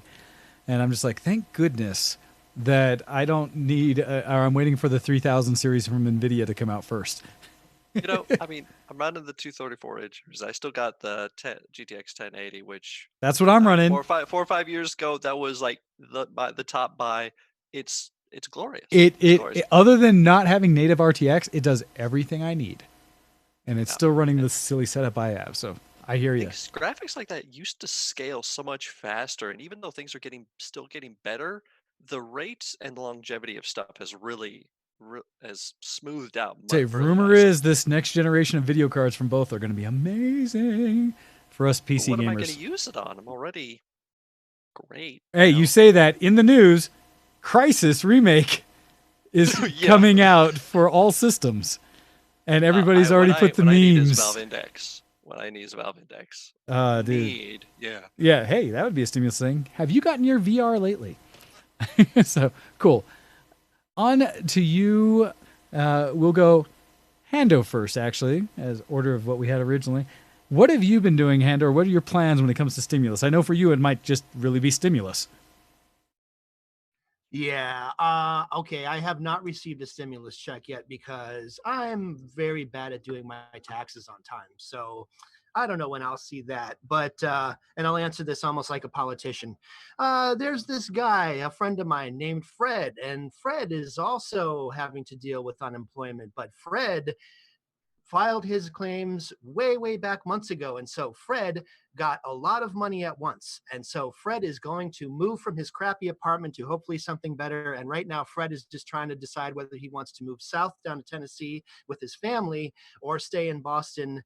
Oh, did I mention Fred is from Boston? He wants to stay in Boston and see if Fred is having trouble seeing what kind of opportunity will be coming about. But, Fred is right now, at least for the moment, in good hands. No, that's good to hear. I'm actually very happy to hear that. And hopefully Fred will be able to really take some time, as may be available right now, to do some analysis as to what are the benefits and perhaps detractors for each option and find what aligns best. And so, wish Fred luck. Well said. So, for you, Laser Lemon, what are your thoughts on your stimulus? And have you received what you plan to do with? Are you going to be responsible? Are you going to be frivolous? How are you stimulating the economy? Little bit of all of the above. I did receive it because I always did my taxes on time because I worked for myself and was terrified of getting audited. That would just be something I did not need. Oh, gosh. So I was always on time, paid in full, good to go. I did take advantage of some of the online sales that have been going on just for like workout clothes, basically. I've allocated a section of the money to spend on like restaurants when they do open up again. I have a couple friends who are in the restaurant industry. I'm just going to make sure I go when they're working so I can give them a nice fat tip. Nice. Because I know they're struggling. They at least got to apply for unemployment, but it's still kind of a struggle. And I just want to support my favorite local restaurants. That's solid. Yeah, I think I get excited about this kind of stuff, like partitioning out money and that kind of thing. So I donated some to a couple nonprofits that I enjoy and have supported in the past. And I invested in the stock market. What? Guys, it's wow, pretty low right now. Oh, man, that is smart. That is smart. I need to do that. I mean, that is an opportunity. If nothing else, I mean, regardless of where the situation will still go or how far it will go before things start to recover, I am of the belief that things will recover and therefore go positive again. I don't know if they will go to the extremes that they may have been before because I think things might have been a little hyperinflated as the stock market as a whole shows. But I do believe it will improve. And so I think that's a potentially very wise thing and forward thinking. Look at you being like the most responsible of us. I don't know. I mean, that was all based on, like I said before, I'm super fortunate to still be employed at the moment. Yeah, you are not If I having wasn't to. employed, yeah, that would have been a whole different story. Absolutely. And I think that's an interesting part because, as I've commented out, my stimulus check wasn't massive, but it was fine. I did get something back. I am well to do enough that mine was very different than what some people have had at the high range. And mine has basically gone into local restaurants where I can, and some of the projects that I've been doing around the home.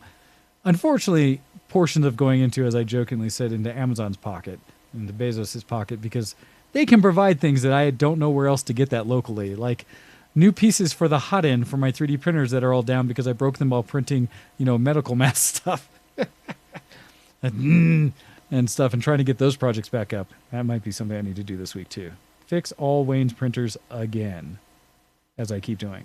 But so yes, that's a regular hobby of yours. I jokingly have stated to people who also 3D print and such how, yes, expect your printer to be down for some length of time. Aw, look at the pictures. Very nice, Wrath. But yeah, that's just the nature. If you're going to get into 3D printing, let's have some discussions, and I will tell you, yes, you can, but what to know before doing it. There's a lot. So awesome. I think from that we've gotten bits of updates from everyone about what they've been doing. I have been tempted, because I have a wider audience of people eclectically on here, to start talking news and get people's opinions and thoughts about some of the things that have happened in the world. Where, admittedly, it's not like the regular news, geek focused and such. So I will effectively get in here and say this will be the technology, news, and more today on the Geekoscope. Our Geekoscope part of the show, and on it, I had a news article I was going to bring up last week, but then we ran out of time because that happens on this show. But one that is a forward-thinking thing of technology for all of us. And that is that it has been reported that Cable Labs, those behind the specs for all things broadband, have published the DOCSIS 4.0 specifications. This might be going really geek for a lot of you and kind of over the head of some, is that DOCSIS is what determines our connectivity for like our cable modems and other things like that, or the modem spec for how much bandwidth you use and therefore wavelengths, and therefore your overall speed capable. So to discuss this further, we are currently on DOCSIS 3.1 that allows for up to gigabit Ethernet or internet connections. Cable Labs has published the anticipated specifications for DOCSIS 4.0, the next technology standard for moving data across the cable industry's hybrid fiber coax networks. The new specifications, an upgrade over the industry's current DOCSIS 3.1 standard, will enable cable systems to deliver download speeds of up to 10 gigabit per second, as well as upload streams as reaching as high as 6 gigabit per second. Importantly, DOCSIS 4.0 unifies two competing technologies moving forward, HFC networks to 10 gig speeds. Full duplex DOCSIS would combine downstream and upstream signals onto a single frequency, delivering symmetrical speeds up to 10 gigabit per second. FDX is favored by Comcast, so it must be crap. Whoops. But its stringent network technology requirements make it economically infeasible for many operators. See, must be crap. So in general, and there's more of the article talking specifics as to what this means. I throw information out this out there on occasion because it's the future coming. And I'm one of those weird people who likes to lean forward and say, what, more speed in my hands all the time? I'm all about it. Because I remember when we went from DOCSIS 1 and 2 up to 3, which gave us, what was 3? Up to like 50 megabit, I think, down. And DOCSIS 3.0 gave us over 100. It was somewhere in the range of like 200 max, but most were barely hitting that. And 3.1 giving us up to gig. And I actually think the spec goes a little higher than that, but nobody implements it correctly. Do you guys... is 3.1 then like what we should consider to be the measuring stick? Because I remember, back in the before times when we had a guy named Ajit Pai, and he was talking about 25 megabits down is the measuring stick. The standard for what a broadband signal is. Well, that's just for the definition of broadband, because there's legislation out there that says everybody should have broadband, and so they kept pushing, this current FCC administration has been pushing what that meaning of broadband is looser and looser, so that more companies can claim they're already doing it versus satisfying the promises they made prior of spending our taxpayer dollars on improving infrastructure. They basically got to pocket it and say they don't have to actually improve anything. Not to get political. See, that's but, rage-inducing. well, I will bring up those things, and you will hear me constantly talk about things like net neutrality and all those other aspects of my access to data, all of our access to information through the internet, as a foot stomping thing for me. And that I believe the role of technology companies is simply to connect us, not to provide limits on how that connectivity happens. And so I am pissed when an ISP tells me they're going to work on my behalf. I had to shut off personally, Big Brother Comcast's version of protecting my networks because it wouldn't let anybody in through Plex or other things like that. And would just shut it off and say, no, you're getting attacked. I was like, no, I'm not. I invited that. Stay out of my business. And so I want ISPs to just provide the connection. Mike, so what should we consider then to be the measuring stick? Is it 3.1 with 1 gig down? Is that like the new, I'm just looking for a unit of measurement. So I would say that's subjective. I'd say it's subjective. I believe everyone has their data needs. As Babs is saying in the chat, my older brother, cool, 10 gig to my house, to the Comcast 1 gig trunk I get to share with my 100 of my neighbors. Comcast, you can hit your bandwidth cap in just 2 I have my thoughts about bandwidth caps, for sure. They should not exist. There should be no limit to the amount of data you could do. You should just be paying for how fast you get that data. Limits are garbage, especially in times where I'm hoping one of the things that comes out of this forced home and change of how we use the internet is people realizing how much data they actually consume and may want to, especially with ISPs relaxing the limits or the fines for limits because of how many people are hitting them. I'm hoping people turn around and say, oh, so your idea that 1 terabyte a month is a limit is garbage? I'm hoping more people come back with and say, call BS. I would just like that, no problem. Oh, I wonder what was the issue. Come on. Oh, politics. All of the things that have been shown that prices can be changed arbitrarily, like the company saying they're going to cap the price of insulin at $35 per whatever dose versus where it's been up in the hundreds. Oh, you mean you could have done that anytime? You just were fleecing people because they needed to live. Things like that, I hope people pay more attention to so that they don't allow companies to go back to their bad ways and instead really attack them for it.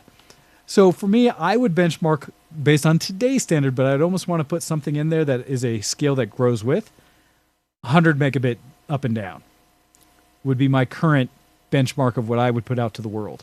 Synchronous 100 megabit is something that I believe is broadband for all. Maybe not the minimum, but I believe it should just keep going up. Because I don't believe everybody's at gigabit like I supposedly pay for but don't get in this time. I get capped at 100 megabit right now because everyone's at home. Thank you, Comcast. And everyone has different needs. But man, if we had open bandwidth like that, the ability for me to share files, to do more of this remote working where you can have a server that hosts all the data and you could just remote in so that you could work from anywhere, would be lovely and more accomplishable if everyone had equal access to bandwidth. So I have thoughts. I got a question for you. Do you guys have Monkey Brains out there? An ISP called Monkey Brains? I do not. At first, I was thinking that was some odd kind of, New Orleans treat or something, but like monkey bread. Well, it's a scene from Indiana Jones. No, I'm kidding. It's an internet service provider that does wireless internet service providing, and it's also they claim to be symmetrical. And a person that just picked him up on the West Coast out in California, he is 0.01 miles away from the transmitter, and he gets 138 symmetrical. Nice. Wow. Ooh. So there. Yeah, and it's wireless, and so he has yet to see, because he's in California and it doesn't rain that much out there now. He has yet to see how it works in inclement weather, but he posted his speed test and he was like, "Yep, 138 up and down." That's awesome. No, wireless technology is something that's much more prevalent. tends to work better in densely populated areas because you can put more repeaters up and you have less distance to cover. I talked about before on a show looking up what it takes to become an ISP because I found the sites where I could buy access to the trunk directly from my house. And what it would take to set up an ISP in my, basically in my garage, and then just have people pay me for pieces of the bandwidth I have. Dreams. But at the same time, the challenge is like my neighborhood, I would have to convince, 200 homes to get on my wireless before I can start making it cost effective. And I'd have to install equipment myself. But it is something ISPs have been doing. They've been doing it for years. My family out in Nebraska who live in rural areas have been doing it through like microwave tower up on a hill and doing point-to-point connections with farms and having almost gameable internet connections. I know my cousin back in the day could kind of play Xbox on it. Not great at Twitch-based gaming like Modern Warfare or something like that, but could play online and such. And so it's interesting what tech is out there. Close. He gets there. So as we're getting close to the last 15 minutes of the show or so, we talked about stimulus check. One of the other questions I had for everyone out there was, have you noticed, or of the things we are now having to do as our norms today in life, are there any things you've witnessed, experienced, or heard about that you would like to see continue into a new norm? That we have learned something different about the way people can interact, and therefore you would like to see us continue doing when we no longer are held to government restrictions for distancing, interaction, things like that. What are some of the things you've experienced in the regular world, in your home life, things like that, that you think, man, that's actually pretty cool. Let's keep going. I commented earlier for me from the Colorado perspective, delivery alcohol. I am all about keeping that open. Man, we've had that for 10 years in Boston. It's become more common in more places. I had mead delivered to the house yesterday. It's lovely. Wow, that's awesome. So are there any things you guys have experienced that you're like, that's actually kind of interesting. We never saw it before because that wasn't what we had to do. Now I think we should. Hando, anything you've witnessed? It's funny. I almost had like a thought about this earlier today, and I haven't witnessed anything. I mean, of course, like, oh yeah, people can work from home now, and maybe that'll be less of an environmental impact. But I was out for my walk as I normally am. I was out earlier today, and I go to get a coffee, and I came out. And I was listening to a podcast like I always am, and they had at the end of their podcast, it was a ska tune, and I'm just like, man, remember how like ska concerts and like people would be there and they'd be dancing and everyone would be happy and just horns and like ska music, and I am so craving a large gathering again. And I know, but I'm just remembering the good old days. And so I personally don't have anything that that has come across consciously on my mind. I'm sure there's like other liminal things going on around me, and when we say we do open back up and I'll be like, wait, why are we doing this? No, we found a better way. Let's stop. So okay. I have yet to become fully conscious of that, but at the moment I'm just like, nope, I want a big crowd and lots of people and a big sound system and lights and hey, and I want it all. I want all that. I feel you, Hando. I do like the concert life and that kind of thing, and dance clubs and things like that I occasionally do. When I do, I like that kind of situation. I understand. For you, Laser Lemon, is there anything that you've witnessed or that you heard about or seen that you're just like, that's actually kind of a neat idea? I would like more of that. I think you mentioned I live right in the middle of downtown Denver, so it's a pretty population dense area.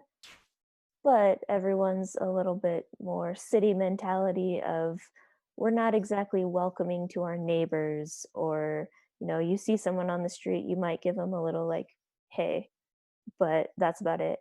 But since we've all been stuck at home, like, people will give you a smile and a nod, and they'll come out every night and sit on their patios and balconies and just kind of talk across to each nice. other.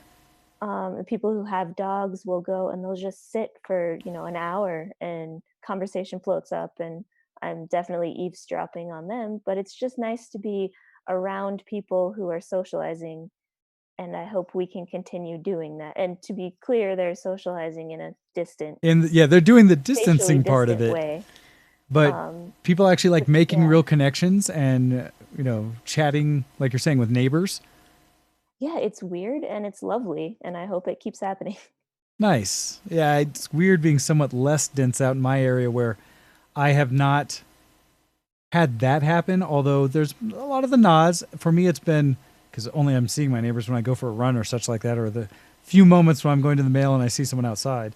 But, definitely acknowledging each other a little more with nods and things like that, while at the same time running past each other at extremes of the trails or off trail to make sure we're more than the 6 foot recommended, being away from each other and such. And so there's at least an awareness. And I know from my side, I've seen more people out walking at those times when I might go for a run, where in the past I would maybe, again, my neighborhood's not very dense. I might run into 2 or 3 groups while running, like 3 miles in a day or something in a half hour. Now I'm seeing a dozen or so people out there. And so it feels like more people are taking the time to enjoy my neighborhood and my nice walking and running trails and stuff like that. So no, I like that. That's really cool. Wrath, anything you've seen that you're just kind of like, that would be kind of cool? Personally, I actually haven't. We've with my job and how they've asked us to be, the disconnect has been rather severe on Yep. such. I've only really heard of how much real potential that there is for people who can telecommute or telework and Yep. work from home and actually still achieve the same or more. But personally, like I got Well, nothing. and we're in I'm an not odd doing much, and industry. I'm like, I look outside like, hey, that's a nice day. I'd like to, and one restriction even on my work, kind of add in is we are restricted to a 1 hour drive circle Oh, for the from base radius that you can go? for the radius of base. Cannot go beyond. I wanted to go like to Richmond, and they're like, well, what are you gonna do? It's like, I'd like to like just to see something or whatever, and they Oh, go, no, no. you cannot. Like, Th- mm, but the park 5 blocks down is closed. One of Can't the go to the park. challenges Like, here, especially in Colorado, is that we love our outdoors, and they are negatively, basically, they're saying no going out and going to the parks and such, because people have gotten in trouble for going to state parks and things like that. Where it's kind of like, but how much social distancing can I be when there's nobody here or around me, when I'm hiking on trails with not a soul in sight? Let me enjoy the outdoors. That's one that I've been kind of like, I don't understand that restriction. But I like that you bring up about the telework piece, because while I myself perhaps cannot, I have talked to and I'm aware of a lot of people who've been teleworking. Some people who they already had as an option in their job, how are now finding it as the norm. And so I can see more and more people doing teleworking going forward, and that becoming a better option. I hope to kind of see that continuing, because for me, if I was a small business and I didn't have to maintain a physical space, pay for rent or a lease on a property, because I could get the essential work done from everybody working basically from home, and maybe doing the renting a place once a week or every month or something for people to meet in person, that I could see as being a powerful thing to do and a massive cost savings. One of those on that same level, though, has been when I've witnessed or talked to parents. I'll be curious to see if more options for non-traditional school type environments and stuff stick or happen. It may, because there are online schools that have existed for some time, be it K through college, right, all the way through. oh yeah, And I know people who've always done homeschooling and things to that level, but I think this could allow for an uptick of people to see options. Like, well, this school I'm in my area has these challenges, but if I could take on this online opportunity, it opens up more, or some differences of ways to do things. I could see a potential for that, and maybe hopefully a growth in that. Man, if there was a way to use that to, again, cut away money going towards facilities, administration that's unnecessary, all these lost things that money goes to for education, I could see that as being a potential thing. For me, some of the food delivery and stuff that I've seen done. For me, some of the limitations on people bulk buying that I think should just yeah. continue. That, maybe lightened, but at what point is it valid for someone without maybe pre-coordinating a deal out the back, like for businesses of having a business license out of like a Sam's Club or something like that, to buy some quantity of whatever, right? A pallet of whatever it is that's come in. I mean, I know that goes against a lot of people's, but it's freedom.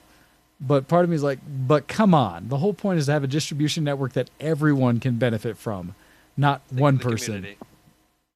So I'm hoping thoughts about that might continue forward.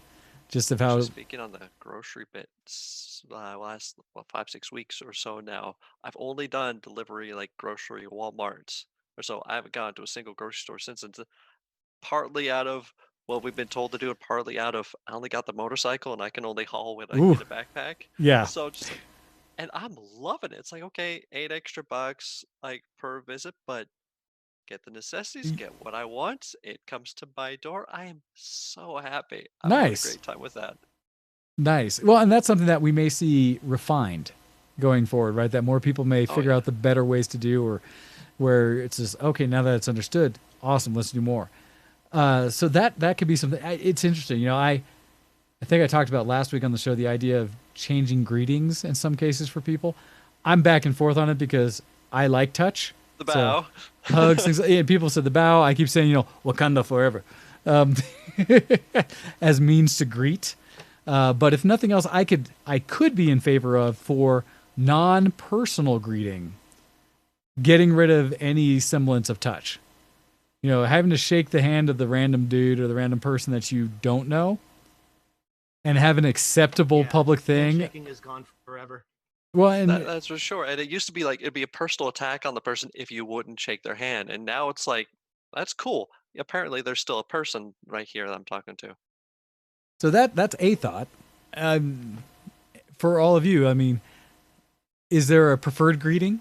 Something that you would either prefer, or you're like, no, I like handshakes, damn it. I want to continue that. Handshakes have a lot to them. I mean, if like there's been also it's like a man-to-man thing, but you like shake hand. If a person doesn't have a grip or something, there's a lot you could judge a person on instantly or some of that. And it's a nonverbal communication thing, so not having that sense of touch, that puts a new refinement that you have to think about. So And I don't have a didn't solution, but it's an handshaking- interesting thing to think about.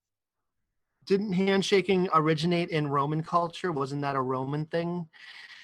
And so I don't know. For some reason, when I first saw it, I was like, "Oh, that's really cool. That's a great idea. I love the foot bump thing. I don't know why. It seems like something kids would do. The kid And and play, it's- man. Yeah. It's probably not something you'd want to do on a professional level, but I don't know. For some reason, it just feels kid-like about it. There's something like that about it. Yes, right? Speaking of feet, I want normalized every door to be able to be opened by They have the foot kicks, the thing, kick just pulls. let me kick it. I like opening Yeah. doors with a hip check. That's what I like the best, honestly. I'm all for that. I do like the pulls. Laser Lemon, any your thoughts on greetings and such, or The same. Yeah, I don't know what we would replace the handshake with, but I'd be totally fine with it. I think because I interact with a lot of people once for my job, so I need to have something to kind of put them at ease. And so if we do continue to handshake, one thing I hope carries over is like this hand washing or just general sanitation levels. so that's yes, a please. good one about if nothing else comes out of this time, the awareness of how bacteria and things are transmitted, and thus maybe a better awareness of cleanliness. I mean, I know we're never going to get to the level of people using their blinkers consistently, but if we can just keep people clean, gosh, what an improvement on life that would be. And so, I no, see the posts of new things being littered, masks and gloves being strewn all over grocery lots and all. well, There's then a that, real problem with that in Boston right now. Well, I say that because going for my run yesterday, I actually saw a couple pairs of gloves on the run trail. And I'm in this nice, chill, like suburbia where there is no purpose for that. Like, come on, you idiots. As well as the more entertaining thing about the glove thing. So PSA for everyone. When you use gloves, the whole purpose of that is to allow you to not touch certain surfaces with your skin, thus to minimize transmission to yourself. However, anything that you touch with the glove is also being exposed to anything else you touch with the glove. So once you are out of a situation where you have handled whatever it may be, the point is to remove the glove, usually one glove to the other, halfway down the next glove so that you're only ever touching the inside, and disposing of the glove in a proper receptacle, and going about touching things the next time with that same awareness. And so for me, I have a set of gloves or two in my car for a situation where I need to use the gas pump. A very specific situation that is a communal tool that everyone might use, and therefore I can put them on, fill my tank, do everything I need to, take them off when I'm done touching the communal thing before I get back into my car, thus minimizing any communal touching I have had. And beautiful thing, filling up gas, there's a receptacle right there. Yep, high horse there. Hey, remember, gasoline is just soap. So just put a little gas in your hand and rub the handle with it, and you'll sterilize it. Well, it's just like alcohol in general. Drink more and it'll cure everything. I'll just carry a bottle of vodka with me everywhere in the car, right? The cup holder. It is a sanitizer. Yeah, and if anybody pulls you over, you say, this isn't me drinking, I'm just keeping things clean. You know, officer, why do you have the Everclear there? You know, when they come and ask, it's like, if anything's going to clean stuff, my Everclear is going to clean everything. You're onto something here. We can't find rubbing alcohol anywhere in Boston right now. But guess what is at all of the liquor stores? Right in front, right by the counter. You have bottles of grain alcohol for $20 a pop, where it's like $1.79 for like a little container of rubbing alcohol. That's actually huge. Get the cheapest government brand alcohol at the highest content and use that to clean all surfaces. Ordinance. Well, that leads to another thing that I hope to see as we're running over time here, and thank you guys for sticking with me, is general, as we talked about the cleanliness, I've been so appreciative of when I have gone shopping, cart handlers sitting out there and wiping down carts before they give them to you to go in. Or at minimum, there's been a normalization of keeping sanitary products at the door for you to clean the cart as you get it, such that you can clean it in all places you'll touch and then start using it and toss the thing. I highly appreciate that. And this is obviously a sign that it is time for us to finish, as my voice is deciding to end. With that, I appreciate all of you for joining me in the call today. It makes my life a lot easier not to have to just talk for 2 hours. So very much appreciate it. This has been glorious. Hopefully you guys have enjoyed this, and I will give credit once I figure out how to do it up here and make this come into the call. I think the quality actually looked pretty good, and all of you sound lovely. So thank you for that. I was impressed with it, even on my crappy connection right now. Well, and jokingly, I say how it's unfortunate how often I try new things the day of show, 5 minutes before the show starts, and try to implement something during the show. But at the same time, I often succeed. And so this is one of those moments where, yay me, I was able to share the Zoom call on the show. And as Earthweaver's saying in the chat, more VTW Zooms in the future. I would not be against. Now, the challenge will be, and this will be one of those other normalizations coming forward, right? Zoom has been the current technology a lot of people have jumped on because it got popularized. There's other tools out there. You know, Microsoft Meetings, I think it is. You know, Facebook allows multiple calls on a thing on Messenger.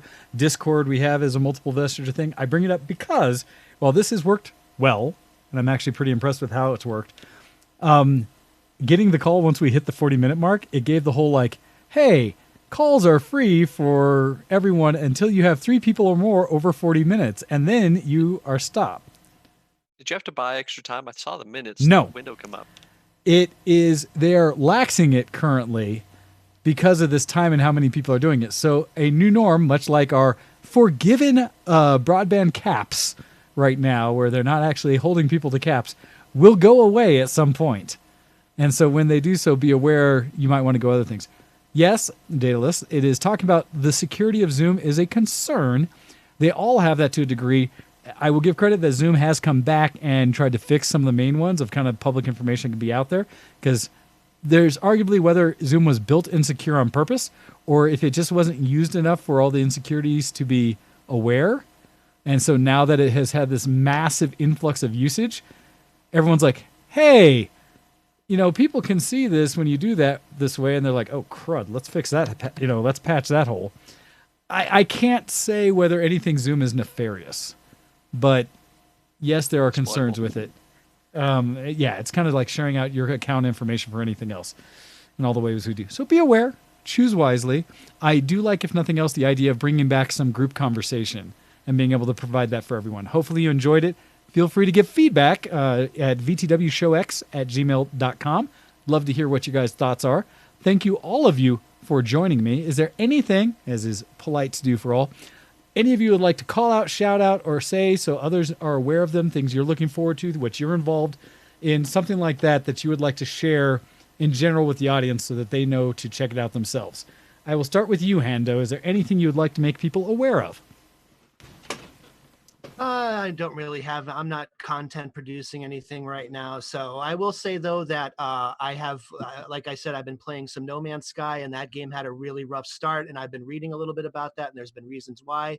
And I just want to say that that game is actually, at least as at the 13 or 15 hours that I put into it, it is actually really good and really engaging and really immersive. So I'm going to put a shout out to those All right, guys. shout out. They had a really slow start, but they seem to have done what they were intending to do. Shout out to No Man's Sky for people who are looking for a little more content in their lives. Get on that. Which reminds me, shout out to Epic Games Store and others who are giving out free games if people need new things to play with. I think Epic just came out with, is currently free, Total Warfare Warhammer 2 or something? Their second version of that is a free game that you can get for life right now. I think that's one of them. But some things like that. Wrath, what do you got that you'd like to either make people aware of or shout out yourself of things that are going on? Actually, right now, this weekend has been League of Legends LCS Spring Split Finals. We've had EU and Europe and North America going. Right now, we have North America Cloud9 versus FlyQuest. Right now. Nice. Can't wait. There are a lot of streams going on, as well as everyone going virtual for content, all the way from F1 and NASCAR racing to various tournaments going on, and them continuing to do League of Legends tournaments completely isolated with everyone on their own systems. You had something else. Extra, and it's being shown on ESPN. Nice. Ooh. Yeah. What? Hey, But they there's a get commercial takeaway. breaks. Well, still, there's a takeaway. More online streaming of competitions on sports channels like ESPN, because Progress. that is awesome. Not just on like ESPN 8. So awesome for that. Laser Lemon, how about yourself? Do you have something you'd like to shout out, let people know, or be aware of, even if it's just content you'd think others would enjoy? All you, I know there are tons of you, all you Switch players who are playing Overwatch, please friend me so we can play together. Let's group up. It's Laser Lemon is my gamer tag. So. Make sure you're able to handle yourself at a diamond level, and that when you choose a role, you play the role that you choose. No. That's a good tip, but really just voice communication, and please don't quit the game. That's all I ask. God, I think that's true of almost, I don't care if it's competitive or not. Could you please just play the game you signed up to play? I hate having to be thrown back into search for a team. So regardless of the game. Thank you guys very much for the joins, and thank all of you for listening in this week. With that, you've been listening to Show X on Twitch, on YouTube, on Mob Crush, on Facebook, all the places that I stream us, because why not stream everywhere at once? If you'd like to interact with the show, email in at vtwshowx@gmail.com. We'd love to hear from you and include you in what we are doing. And with that, we'll be out of here, and let me find the proper button to get out for the show today with our nice outro. Thank you to Pusa for that. With goodbye. See you Take care, Doc. Take care. Zombie. bye, everybody.